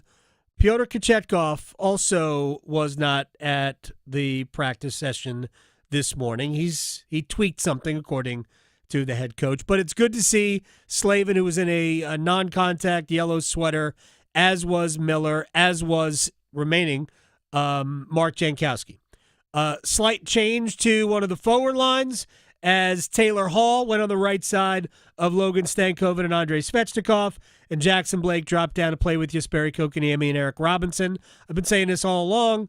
That fourth line is really a third scoring line, and it should score. I don't care who's there. Whether Taylor Hall is there or whether Jackson Blake is there, that line should score. And we will see what happens with center as we get further along into training camp. But Canes are in Tampa tomorrow. By the way, Slavin and Walker, Nikishin and Gostisbehere, Miller and Oliver Shillington, Mike Riley and Gavin Bayreuther played together. Victoria, thank you very much. We'll see everybody tomorrow on the Adam Gold Show. Ryder Cup Day. Talking sports so you don't have to pretend to know stuff. The Adam Gold Show on the North Carolina Sports Network. It's Bo time. Fumbling the food on game day? Rookie move. But Bo can make your tailgate a winner, breakfast, lunch, or dinner. Because the Carolina Legend has everything you're craving. We're talking crispy, juicy chicken loaded with real Southern flavor, fluffy scratch-made buttermilk biscuits, and all the fixins to feed your whole crew faster than you can say touchdown. Be the MVP this season and let Bojangles do the cooking. Order your tailgate today. It's Bo